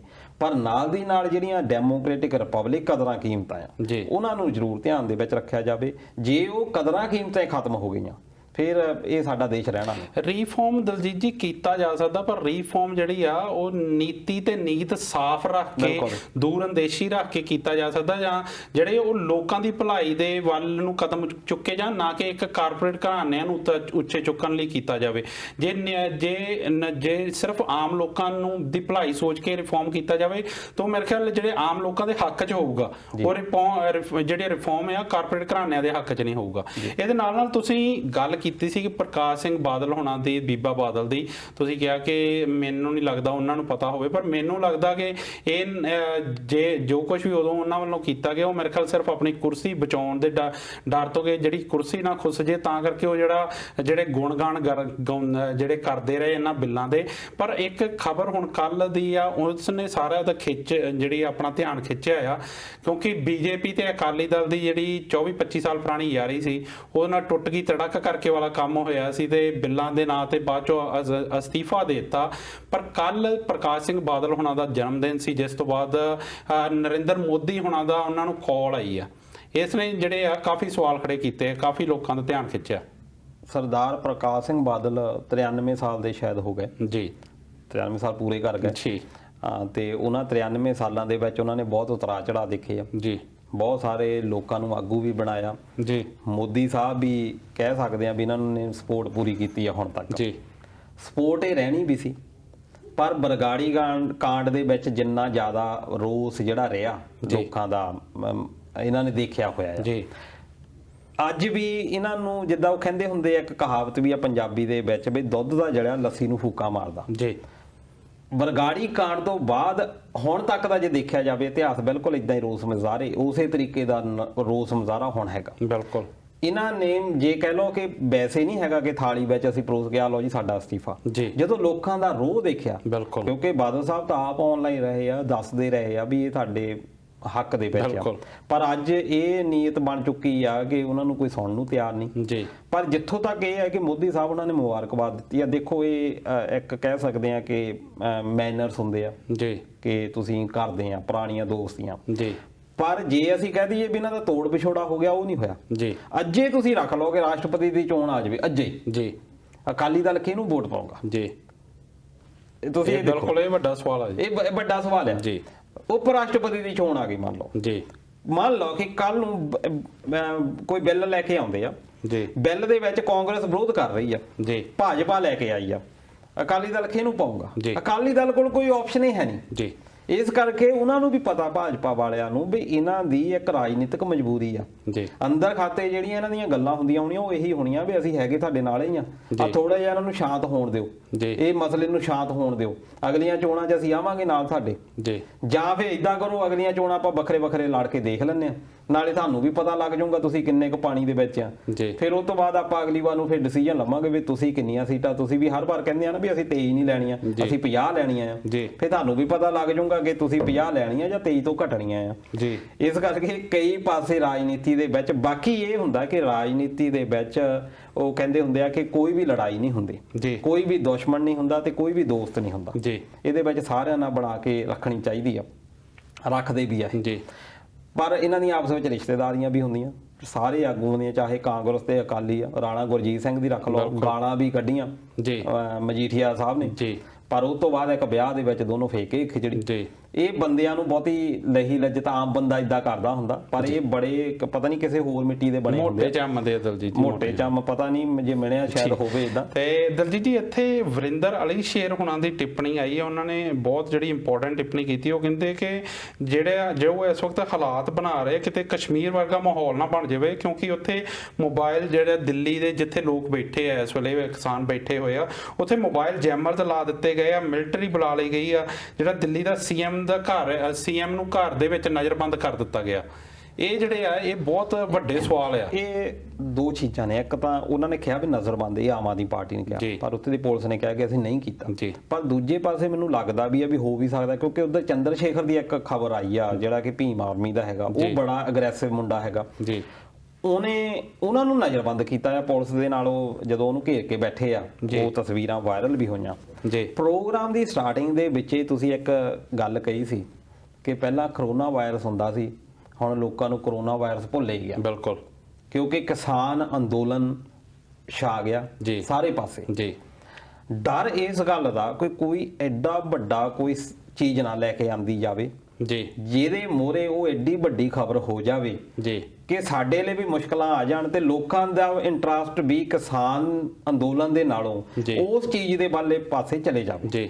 ਸਰਕਾਰਾਂ ਲੱਭ ਰਹੀਆਂ ਇਸ ਚੀਜ਼ ਨੂੰ ਜੀ। ਹੁਣ ਜਿਹੜਾ ਬਰਗਾੜੀ ਵਾਲਾ ਮੋਰਚੇ ਵਾਲਾ ਵੀ ਹੋਇਆ ਸੀ, ਉਹ ਇਸੇ ਕਰਕੇ ਸੀ ਕਿ ਲੋਕਾਂ ਦਾ ਧਿਆਨ ਸਿਰਸੇ ਵਾਲੇ ਉਹ ਜਿਹੜਾ ਮਾਫੀਨਾਮਾ ਸੀ ਉਧਰ ਸੀ ਧਿਆਨ, ਬਿਲਕੁਲ ਉਹਨੂੰ ਡਾਇਵਰਟ ਕਰਨ ਦੇ ਲਈ ਇਹ ਕੰਮ ਕੀਤਾ ਗਿਆ। ਬਿਲਕੁਲ ਇਸ ਅੰਦੋਲਨ ਨੂੰ ਡਾਇਵਰਟ ਕਰਨ ਦੇ ਲਈ ਹੋ ਸਕਦਾ ਸਰਕਾਰ ਕੋਈ ਇਦਾਂ ਦਾ ਸਹਾਰਾ ਲੈ ਲਵੇ ਜਿਹਦੇ ਕਰਕੇ ਸਾਰਿਆਂ ਦਾ ਰੁਝਾਨ ਉਸ ਪਾਸੇ ਵੱਲ ਮੁੜ ਜਾਵੇ ਜੀ। ਇਹ ਡਰ ਆ, ਇਸ ਕਰਕੇ ਇਹਦਾ ਛੇਤੀ ਤੋਂ ਛੇਤੀ ਜਿੰਨਾ ਡਿਸੀਜਨ ਆਉਂਦਾ ਇਹ ਬਹੁਤ ਖੁਸ਼ਖਬਰੀ ਵਾਲੀ ਗੱਲ ਹੋਣੀ ਆ। ਸਰਕਾਰਾਂ ਅੱਗੇ ਵੀ ਅਪੀਲ ਆ ਵੀ ਥੋੜੀ ਜਿਹੀ ਤੁਸੀਂ ਝੁਕੋ ਜੀ, ਤੇ ਕਿਸਾਨਾਂ ਦੀ, ਕਿਉਂਕਿ ਦੇਖੋ ਉਹਨਾਂ ਦੀ ਹੋਰ ਕੋਈ ਜੀਵਿਕਾ ਨਹੀਂ ਆਪਾਂ ਕਹਿ ਸਕਦੇ ਹਾਂ। ਜੇ ਅੱਜ ਪੰਜਾਬ ਦੇ ਜਿਹੜੇ ਗੱਭਰੂ ਆ ਉੱਥੇ ਤੁਸੀਂ ਦੇਖੋ ਕਿ ਉੱਥੇ ਰਹਿ ਕੌਣ ਗਿਆ? ਬਿਲਕੁਲ ਉਹ ਲੋਕ ਰਹਿ ਗਏ ਆ, ਜਾਂ ਤਾਂ ਜਿਨ੍ਹਾਂ ਦੇ ਕੋਲ ਪੈਸਾ ਹੈ ਨਹੀਂ, ਬਾਹਰ ਨਹੀਂ ਭੇਜ ਸਕਦੇ ਆਪਣੇ ਨਿਆਣੇ, ਦੂਜਾ ਹੈਗਾ ਆ ਕਿ ਜਿਨ੍ਹਾਂ ਦੇ ਕੋਲ ਕੋਈ ਕਹਿ ਲਓ ਕਿ ਉਹ ਕਰ ਨਹੀਂ ਸਕਦੇ ਐਲਸ ਵਗੈਰਾ, ਜਾਂ ਉਹ ਐਜੂਕੇਸ਼ਨ ਦੇ ਪੱਖੋਂ ਰਹਿ ਗਏ ਬਿਰਬੇ ਜੀ। ਹੁਣ ਉਹ ਜਿਹੜੀ ਕਰੀਮ ਆ ਉਹ ਤਾਂ ਬਾਹਰ ਪਹਿਲਾਂ ਹੀ ਜਾ ਚੁੱਕੀ ਆ। ਉੱਥੇ ਪੰਜਾਬ ਦੇ ਵਿੱਚ ਜਿਹੜੇ ਲੋਕ ਬਹਿ ਗਏ ਆ ਉਹਨਾਂ ਦੇ ਵਿੱਚ ਖਾਸ ਤੌਰ ਤੇ ਹੁਣ ਖੇਤੀਬਾੜੀ ਦੀ ਅਹਿਮੀਅਤ ਬਹੁਤ ਜ਼ਿਆਦਾ ਵੱਧ ਗਈ ਆ ਜੀ। ਇਸ ਕਰਕੇ ਸਰਕਾਰਾਂ ਨੂੰ ਚਾਹੀਦਾ ਆ, ਪਰ ਸਰਕਾਰਾਂ ਦਾ ਇਹ ਰੁਝਾਨ ਰਿਹਾ ਆ ਕਿ ਪੰਜਾਬ ਤੇ ਹਰਿਆਣਾ ਇਹਨਾਂ ਨੂੰ ਫੇਲਰ ਕਰੋ ਜੀ। ਉਹਦਾ ਕਾਰਨ ਇਸੇ ਕਰਕੇ ਆ ਕਿ ਇਹ ਲੋਕ ਅਗਰੈਸਿਵ ਆ ਐਸ ਕੰਪੇਅਰ ਟੂ ਹੋਰ ਇੰਡੀਆ ਜੀ। ਇਹਨਾਂ ਦੋਨਾਂ ਨੂੰ ਹੁਣ ਜਿਹੜੇ ਬਿੱਲ ਵੀ ਲਿਆਂਦੇ ਆ ਇਹ ਸਿੱਧੇ ਤੌਰ ਦੇ ਉੱਤੇ 95% ਪੰਜਾਬ ਹਰਿਆਣਾ ਨੂੰ ਟਾਰਗੇਟ ਕਰਦੇ। ਬਿਲਕੁਲ ਉਹਨਾਂ ਨੂੰ ਜਾਣਬੁੱਝ ਕੇ ਟਾਰਗੇਟ ਕੀਤਾ ਜਾਂਦਾ, ਕਿਉਂਕਿ ਇਹ ਦੋ ਇੰਨੀਆਂ ਛੋਟੀਆਂ ਸਟੇਟਾਂ ਜੀ, ਨਿਰਧਾਰਨ ਇੰਨਾ ਜ਼ਿਆਦਾ ਹੁੰਦਾ ਨਹੀਂ ਸਰਕਾਰਾਂ ਬਣਾਉਣ ਦੇ ਵਿੱਚ ਜੀ। ਇਸ ਕਰਕੇ ਉਹਨਾਂ ਨੂੰ ਵੀ ਕੋਈ ਬਹੁਤਾ ਡਰ ਨਹੀਂ ਲੱਗਦਾ, ਇਸੇ ਕਰਕੇ ਅੱਜ ਜੜੇ ਹੋਏ ਆ। ਇਹੀ ਚੀਜ਼ ਅੱਜ ਯੂਪੀ ਜਾਂ ਮੱਧ ਪ੍ਰਦੇਸ਼ ਵਿੱਚ ਹੁੰਦੀ ਜੀ, ਇਹਨਾਂ ਨੇ ਹੁਣ ਤੱਕ ਝੁਕ ਜਾਣਾ ਸੀ ਜੀ। ਕਾਰਨ ਕੀ ਸੀ ਕਿ ਸਾਡੀਆਂ ਸਰਕਾਰਾਂ ਉਹਨਾਂ ਸਟੇਟਸ ਤੋਂ ਬਣਦੀਆਂ। ਪੰਜਾਬ ਤੇ ਹਰਿਆਣੇ ਨੂੰ ਖੂੰਜੇ ਲਾਉਣ ਦੇ ਲਈ, ਜੰਮੂ ਕਸ਼ਮੀਰ ਨੂੰ ਖੂੰਜੇ ਲਾਉਣ ਦੇ ਲਈ, ਇਸ ਖਿੱਤੇ ਨੂੰ ਹੀ ਥੱਲੇ ਰੱਖਣ ਦੇ ਲਈ, ਜਦ ਕਿ ਇਹਨਾਂ ਨੂੰ ਇਹ ਨਹੀਂ ਪਤਾ ਕਿ ਸਾਡੇ ਪੰਜਾਬ ਤੇ ਚਾਈਨਾ ਦੇ ਨਾਲ ਜਿੱਦਾਂ ਦੇ ਮਸਲੇ ਆ, ਸਾਡੇ ਜਿੱਦਾਂ ਦੇ ਹਾਲਾਤ ਆ, ਇਹ ਤਿੰਨ ਸਟੇਟਾਂ ਨੇ ਐਵੇਂ ਭੂਮਿਕਾ ਨਿਭਾਉਣੀ ਆ। ਬਾਕੀ ਜਿਹੜਾ ਇੰਡੀਆ ਆ ਉਹ ਬਾਅਦ ਦੀ ਗੱਲ ਜੀ। ਸੋ ਬਿਲਕੁਲ ਜਿਹੜਾ ਇਹ ਟਿੱਪਣੀ ਆ, ਇਹ ਜਿਹੜੀ ਇਹ ਗੱਲਾਂ ਬਾਤਾਂ ਬਹੁਤ ਵੱਡੇ ਸਵਾਲ ਖੜੇ ਕਰਦੀਆਂ, ਜਿੱਦਾਂ ਮਿਲਟਰੀ ਬੁਲਾ ਲਈ ਗਈ ਆ, ਮੋਬਾਈਲ ਜੈਮਰ, ਇਹ ਬਹੁਤ ਜ਼ਿਆਦਾ ਜਿਹੜੀ ਸਥਿਤੀ ਆ ਉਹ ਤਣਾਅਪੂਰਨ ਹੋ ਜਾਂਦੀ ਹੈ। ਇਹਦੇ ਨਾਲ ਬਹੁਤ ਵੱਡੇ ਸਵਾਲ ਖੜੇ ਹੋ ਜਾਂਦੇ ਆ। ਪਰ ਬਿਲਕੁਲ ਸਾਡੀ ਅਪੀਲ ਸਰਕਾਰ ਨੂੰ ਇਹੀ ਹੋਊਗੀ ਕਿ ਤੁਸੀਂ ਲੋਕਾਂ ਵੱਲੋਂ ਚੁਣੇ ਗਏ ਹੋ, ਇਹ ਲੋਕਤੰਤਰਿਕ ਦੇਸ਼ ਆ, ਲੋਕਾਂ ਦੀ ਆਵਾਜ਼ ਜਦੋਂ ਉੱਠਦੀ ਆ ਕਿਉਂਕਿ ਜਿੱਦਾਂ ਦਲਜੀਤ ਜੀ ਨੇ ਕਿਹਾ ਕਿ ਜਿਹੜੇ ਕਿਸਾਨ ਆ ਉਹ ਸਿਰਫ ਆਪਣੀ ਹੋਂਦ ਦੀ ਲੜਾਈ ਲੜ ਰਹੇ ਆ, ਉਹਨਾਂ ਕੋਲ ਹੋਰ ਕੋਈ ਰਾਹ ਨਹੀਂ, ਉਹ ਸਿਰਫ ਆਪਣੇ ਹੱਕਾਂ ਲਈ ਬੈਠੇ ਹੋਏ ਆ। ਤਾਂ ਜੇਕਰ ਤੁਸੀਂ ਉਹਨਾਂ ਦੀ ਜਿਹੜੀ ਗੱਲ ਲੋਕਾਂ ਦੀ ਸੁਣੋਗੇ, ਲੋਕਾਂ ਲਈ ਝੁਕੋਗੇ, ਤਾਂ ਮੇਰੇ ਖਿਆਲ ਉਹ ਜਿਹੜੀ ਉਹ ਤੁਹਾਡੇ ਪੱਖ 'ਚ ਹੀ ਜਾਊਗੀ ਗੱਲ। ਇਨਸਲਟ ਹੋਣ ਦੀ ਥਾਂ ਤੇ ਤੁਹਾਡੀ ਜਿਹੜੀ ਆ ਉਹ ਵਡਿਆਈ ਹੋਊਗੀ ਉਹਦੇ ਨਾਲ। ਸੋ ਦਲਜੀਤ ਜੀ, ਜਿਹੜਾ ਪ੍ਰੋਗਰਾਮ ਦਾ ਸਮਾਂ ਆ ਉਹ ਆਪਣਾ ਜਿਹੜਾ ਖਤਮ ਹੋ ਚੱਲਿਆ। ਉਹਦੇ ਨਾਲ ਮੈਂ ਜੇ ਟਿੱਪਣੀਆਂ ਦੀ ਗੱਲ ਕਰਾਂ ਤਾਂ ਰੋਸ਼ਨ ਲਾਲ ਹੋਣੀ, ਰਮਨਜੀਤ ਪਾਵਲਾ, ਇਹਨਾਂ ਸਾਰਿਆਂ ਨੇ ਪ੍ਰੋਗਰਾਮ ਪਸੰਦ ਕੀਤਾ। ਸੋ ਤੁਹਾਡਾ ਵੀ ਬਹੁਤ ਬਹੁਤ ਧੰਨਵਾਦ ਦੋਸਤੋ ਜਿਨ੍ਹਾਂ ਨੇ ਵੀ ਟਿੱਪਣੀ ਕੀਤੀਆਂ।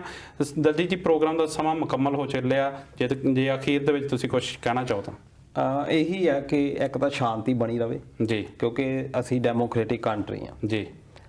ਕੈਨੇਡਾ, ਆਸਟ੍ਰੇਲੀਆ, ਅਮਰੀਕਾ ਸਾਡੇ ਵਿੱਚ ਬਹੁਤਾ ਫਰਕ ਨਹੀਂ, ਕਿਉਂਕਿ ਅਸੀਂ ਵੀ ਮਲਟੀ ਕਲਚਰ ਇਹ ਕੰਟਰੀਜ਼ ਹੈਗੀਆਂ ਜਿਹਦੇ ਵਿੱਚ ਕਿ ਅਸੀਂ ਦੂਜੀ ਸੱਭਿਅਤਾ ਨੂੰ ਵੀ ਸਨਮਾਨ ਦਿੰਦੇ ਆ, ਦੂਜੇ ਦੇ ਸੱਭਿਆਚਾਰ ਨੂੰ ਵੀ ਸਨਮਾਨ ਦਿੰਦੇ ਆ, ਆਪਣੇ ਸੱਭਿਅਕ ਹੋਣ ਦਾ ਵੀ ਸਬੂਤ ਦਿੰਦੇ ਆ ਜੀ। ਪਰ ਜਿਸ ਤਰੀਕੇ ਦੇ ਨਾਲ ਕਿਸਾਨਾਂ ਦਾ ਹੁਣ ਤੱਕ ਸ਼ਾਂਤੀਪੂਰਵਕ ਰੋ ਰਿਹਾ, ਐਡਾ ਮੁਜ਼ਾਹਰਾ, ਇਹਨਾਂ ਦੇ ਲਈ ਵਧਾਈ ਦੇ ਪਾਤਰ ਵੀ ਨੇ ਕਿਸਾਨ ਆਗੂ ਜਿਨ੍ਹਾਂ ਨੇ ਕਿ ਬਹੁਤ ਵਧੀਆ ਤਰੀਕੇ ਦੇ ਨਾਲ ਹੁਣ ਤੱਕ ਇਹ ਰੋਸ ਮੁਜ਼ਾਹਰਾ ਚਲਾਇਆ। ਦੂਜਾ ਹੈ ਕਿ ਡੈਮੋਕ੍ਰੇਟਿਕ ਕੰਟਰੀ, ਲੋਕਤੰਤਰਿਕ ਦੇਸ਼ਾਂ ਦੇ ਵਿੱਚ ਇਹੋ ਜਿਹਾ ਮੁਜ਼ਾਹਰੇ ਕਰਨੇ ਤੁਹਾਡੇ ਰਾਈਟਸ ਆ ਜੀ। ਇਹਦੇ ਵਿੱਚ ਅਸੀਂ ਸਰਕਾਰਾਂ, ਇਹਦਾ ਮਤਲਬ ਇਹ ਹੁੰਦਾ ਕਿ ਸਰਕਾਰਾਂ ਤੁਹਾਡੇ ਉੱਤੇ ਨਾ ਜਾਣ, ਸਰਕਾਰਾਂ ਆਪਣੇ ਮਨ ਚਾਹੇ ਫੈਸਲੇ ਤੁਹਾਡੇ ਉੱਤੇ ਥੋਪ ਨਾ ਸਕਣ, ਤੁਸੀਂ ਉਹਨਾਂ ਨੂੰ ਵਿਰੋਧ ਕਰਨ ਦਾ ਅਸਾਰ ਰੱਖੋ। ਜੇ ਇਹ ਬਿੱਲ ਬਣ ਵੀ ਜਾਂਦੇ ਆ ਫਿਰ ਵੀ ਲੋਕਾਂ ਦੇ ਹੱਥ ਦੇ ਵਿੱਚ ਹੀ ਆ, ਜੇ ਪਾਸ ਨਹੀਂ ਵੀ ਇਹ ਹਟਦੇ, ਬਿਲਕੁਲ ਹੋਰ 3 ਸਾਲਾਂ ਨੂੰ ਵੋਟਾਂ ਆ ਜਾਣੀਆਂ ਜੀ, ਫਿਰ ਸਰਕਾਰ ਅਗਲੀ ਹੋਰ ਬਣਾ ਲਓ, ਉਹਨਾਂ ਅੱਗੇ ਇਹੀ ਗੱਲ ਰੱਖੋ ਵੀ ਸਾਡੇ ਕਾਨੂੰਨ ਬਦਲੋ ਜੀ, ਤੇ ਉਹ ਫਿਰ ਜਿੱਦਾਂ ਇਹ ਬਦਲ ਸਕਦੇ ਵੀ ਕਾਨੂੰਨ ਬਦਲ ਹੋ ਜਾਣਗੇ। ਇਸ ਕਰਕੇ ਪਰ ਹੁਣ ਦੀ ਜੋ ਲੋੜ ਹੈਗੀ ਕਿ ਸ਼ਾਂਤੀ ਬਣਾਈ ਰੱਖੋ। ਦੂਜਾ, ਅਫਵਾਹਾਂ ਤੋਂ ਜ਼ਰੂਰ ਬਚ ਕੇ ਰਹੋ। ਬਹੁਤ ਸਾਰੀਆਂ ਇਦਾਂ ਦੀਆਂ ਟਿੱਪਣੀਆਂ ਆਉਂਦੀਆਂ, ਸਾਨੂੰ ਵੀ ਭੇਜੀਆਂ ਜਾਂਦੀਆਂ ਕਿ ਇਹਦੇ ਬਾਰੇ ਗੱਲ ਕਰੋ, ਉਹ ਅਫਵਾਹਾਂ ਆਉਂਦੀਆਂ, ਹੋ ਸਕਦਾ ਉਹਨਾਂ ਵਿੱਚ ਸੱਚਾਈ, ਪਰ ਜਦੋਂ ਤੱਕ ਉਸ ਚੀਜ਼ ਦੇ ਉੱਤੇ ਸਬੂਤ ਨਹੀਂ ਮਿਲਦੇ ਕਿ ਇਦਾਂ ਹੋਇਆ ਆ, ਉਦੋਂ ਤੱਕ ਉਹ ਗੱਲ ਕਰਨੀ ਉਹਨਾਂ ਦੇ ਉੱਤੇ ਥੋੜੀ ਔਖੀ ਹੁੰਦੀ ਹੈ ਜੀ। ਬਿਲਕੁਲ। ਸੋ ਅਖੀਰ ਦੇ ਵਿੱਚ ਮੈਂ ਵੀ ਕੁਝ ਕਹਿਣਾ ਚਾਹੂੰਗਾ ਦਲਜੀਤ ਜੀ, ਕਿ ਜੋ ਵੀ ਵਿਅਕਤੀ ਉੱਥੇ ਇਸ ਸੰਘਰਸ਼ ਦੇ ਵਿੱਚ ਬੈਠਾ ਆ, ਚਾਹੇ ਉਹ ਦਿੱਲੀ ਦੀਆਂ ਬਰੂਹਾਂ ਤੇ ਬੈਠਾ, ਚਾਹੇ ਪਿੰਡਾਂ ਦੇ ਵਿੱਚ ਜਿਹੜੇ ਦਿੱਲੀ ਗਏ ਆ, ਜਿਹੜੇ ਸਾਥੀ ਗਏ ਹੋਏ ਉਹਨਾਂ ਦੀਆਂ ਖੇਤਾਂ ਦਾ ਧਿਆਨ ਰੱਖ ਰਿਹਾ ਆ, ਚਾਹੇ ਦੁਨੀਆ ਦੇ ਕਿਸੇ ਵੀ ਕੋਨੇ ਦੇ ਵਿੱਚ ਬੈਠਾ ਕਿਸਾਨਾਂ ਦੇ ਹੱਕ 'ਚ ਹਾਂ ਦਾ ਨਾਰਾ ਮਾਰ ਰਿਹਾ ਆ, ਪੋਸਟਾਂ ਪਾ ਰਿਹਾ ਆ, ਉਹ ਹਰ ਵਿਅਕਤੀ ਨੂੰ ਇੰਡੋਜ਼ ਟੀਵੀ ਦਾ ਜਿਹੜਾ ਅਦਾਰਾ ਆ ਉਹ ਦਿਲੋਂ ਸਲਾਮ ਕਰਦਾ ਆ। ਤੇ ਨਾਲ ਦੀ ਨਾਲ ਬੇਸ਼ੱਕ ਪੰਜਾਬ ਇਕੱਲਾ ਹੀ, ਇਹ ਜਿਹੜਾ ਪੰਜਾਬ ਇਕੱਲੇ ਦਾ ਇਹ ਸੰਘਰਸ਼ ਨਹੀਂ ਹੈਗਾ, ਪਰ ਪੰਜਾਬ ਇੱਕ ਮੋਢੀ ਬਣ ਕੇ ਜ਼ਰੂਰ ਤੁਰਿਆ ਇਹਦੇ ਵਿੱਚ। ਤੇ ਪਰ ਜਿਹੜੇ ਪੰਜਾਬ ਨੂੰ ਨਸ਼ੇੜੀ ਕਿਹਾ ਜਾਂਦਾ ਸੀ, ਜਿਹੜੇ ਪੰਜਾਬ ਨੂੰ ਕਿਹਾ ਜਾਂਦਾ ਸੀ ਕਿ ਜਿਹੜੇ ਵਿਆਹਾਂ ਦੇ ਵਿੱਚ ਹਵਾਈ ਫਾਇਰ ਕਰਦੇ ਆ, ਜਿਹੜੇ ਪੰਜਾਬ ਤੇ ਹਰਿਆਣਾ ਨੂੰ ਪਾਣੀਆਂ ਦੇ ਨਾਂ ਤੇ ਲੜਾਇਆ ਜਾਂਦਾ ਸੀ, ਚੰਡੀਗੜ੍ਹ ਦੇ ਨਾਂ ਤੇ ਲੜਾਇਆ ਜਾਂਦਾ ਸੀ, ਤੁਸੀਂ ਸਾਰਿਆਂ ਨੇ, ਜਿੰਨੇ ਵੀ ਉੱਥੇ ਵਿਅਕਤੀ ਬੈਠੇ ਹੋਏ ਆ, ਜਿੰਨੇ ਵੀ ਇਸ ਸੰਘਰਸ਼ ਦਾ ਹਿੱਸਾ ਬਣੇ ਹੋਏ ਆ, ਤੁਸੀਂ ਸਾਰਿਆਂ ਨੇ ਇਹ ਦੁਨੀਆ ਨੂੰ ਦਿਖਾਤਾ ਕਿ ਅਨੁਸ਼ਾਸਨ ਦੇ ਵਿੱਚ ਲਾਮਬੰਦ ਹੋ ਕੇ ਸੰਘਰਸ਼ ਕਿੱਦਾਂ ਲੜੇ ਜਾਂਦੇ ਆ। ਇੱਕ ਮੀਡੀਆ ਦਾ ਇੱਕ ਖਾਸ ਹਿੱਸਾ ਬੇਸ਼ੱਕ ਸਾਨੂੰ ਖਾਲਿਸਤਾਨੀ ਕਦੀ ਕਹਿੰਦਾ ਆ, ਕਦੀ ਉਹ ਟੈਰਰਿਸਟ ਕਹਿੰਦਾ ਆ, ਪਰ ਬਹੁਤ ਸਾਰਾ ਜਿਹੜਾ ਮੀਡੀਆ ਹੈ ਉਹ ਇਸ ਤਰ੍ਹਾਂ ਦਾ ਵੀ ਹੈ ਜਿਹਨੂੰ ਤੁਸੀਂ ਮਜਬੂਰ ਕਰਤਾ ਇਹ ਦਿਖਾਉਣ ਲਈ ਕਿ ਅਸੀਂ ਹੁੱਲੜਬਾਜ਼ ਨਹੀਂ ਹੈਗੇ, ਅਸੀਂ ਉਹ ਆ ਜਿਹੜੇ ਗੁਰੂਆਂ ਦੇ ਨਾਂ ਤੇ ਲੰਗਰ ਤਿਆਰ ਕਰਕੇ ਭੁੱਖੇ ਦੇ ਮੂੰਹ ਦੇ ਵਿੱਚ ਪਾਉਣ ਵਾਲੇ ਆ, ਅਸੀਂ ਸ਼ਾਂਤੀ ਦੇ ਪ੍ਰਤੀਕ ਆ। ਤੁਸੀਂ ਜਿਹੜੇ ਸ਼ਾਂਤੀ ਦੇ ਇਕੱਠ ਦੇ ਬਾਕਮਾਲ ਮਿਸਾਲ ਬਣੇ ਹੋ, ਤੇ ਤੁਹਾਡੀ ਇਹ ਛਾਪ ਮੇਰੇ ਖਿਆਲ ਦਿੱਲੀ ਦੇ ਲੋਕਾਂ ਤੇ, ਪੂਰੀ ਦੁਨੀਆ ਦੇ ਲੋਕਾਂ ਤੇ ਬਹੁਤ ਸਾਲਾਂ ਤੱਕ ਰਹਿਣ ਵਾਲੀ ਆ। ਸੋ ਇਦਾਂ ਹੀ ਬਣੇ ਰਹੋ, ਆਪਣੀ ਚੜ੍ਹਦੀ ਕਲਾ ਦੇ ਵਿੱਚ ਰਹੋ, ਸ਼ਾਂਤੀ ਬਣਾਈ ਰੱਖੋ, ਤੇ ਸਾਡੇ ਹੱਕਾਂ ਦੀ, ਸਾਡੇ ਹੋਣ ਦੀ ਲੜਾਈ ਤੁਸੀਂ ਲੜ ਰਹੇ ਹੋ, ਯੋਧੇ ਹੋ। ਸੋ ਇੱਕ ਵਾਰ ਫਿਰ ਤੋਂ ਇੰਡੋਜ਼ ਟੀਵੀ ਦਾ ਅਦਾਰਾ ਤੁਹਾਨੂੰ ਸਲਾਮ ਕਰਦਾ ਆ। ਤੇ ਇਹਦੇ ਨਾਲ ਮੈਂ ਆਪਣੇ ਦੋਸਤਾਂ ਨੂੰ ਵੀ ਅਪੀਲ ਕਰਨੀ ਚਾਹੂੰਗਾ ਕਿ ਜੇ ਤੁਹਾਨੂੰ ਸਾਡਾ ਮੈਸੇਜ ਜਾਂ ਇਹ ਪ੍ਰੋਗਰਾਮ ਦੀ ਗੱਲਬਾਤ ਵਧੀਆ ਲੱਗੀ ਤਾਂ ਇਹਨੂੰ ਅੱਗੇ ਸ਼ੇਅਰ ਜ਼ਰੂਰ ਕਰਿਓ। ਤੁਸੀਂ ਜੁੜੇ, ਆਪਣੀਆਂ ਟਿੱਪਣੀਆਂ ਇਸ ਪ੍ਰੋਗਰਾਮ ਦੇ ਵਿੱਚ ਕੀਤੀਆਂ, ਉਹਦੇ ਲਈ ਬਹੁਤ ਬਹੁਤ ਧੰਨਵਾਦ। ਹੁਣ ਦਿਓ ਇਜਾਜ਼ਤ, ਮਿਲਦੇ ਹਾਂ ਅਗਲੇ ਹਫਤੇ, ਤਦ ਤੱਕ ਲਈ ਪਿਆਰ ਭਰੀ ਸਤਿ ਸ਼੍ਰੀ ਅਕਾਲ। ਸਤਿ ਸ਼੍ਰੀ ਅਕਾਲ।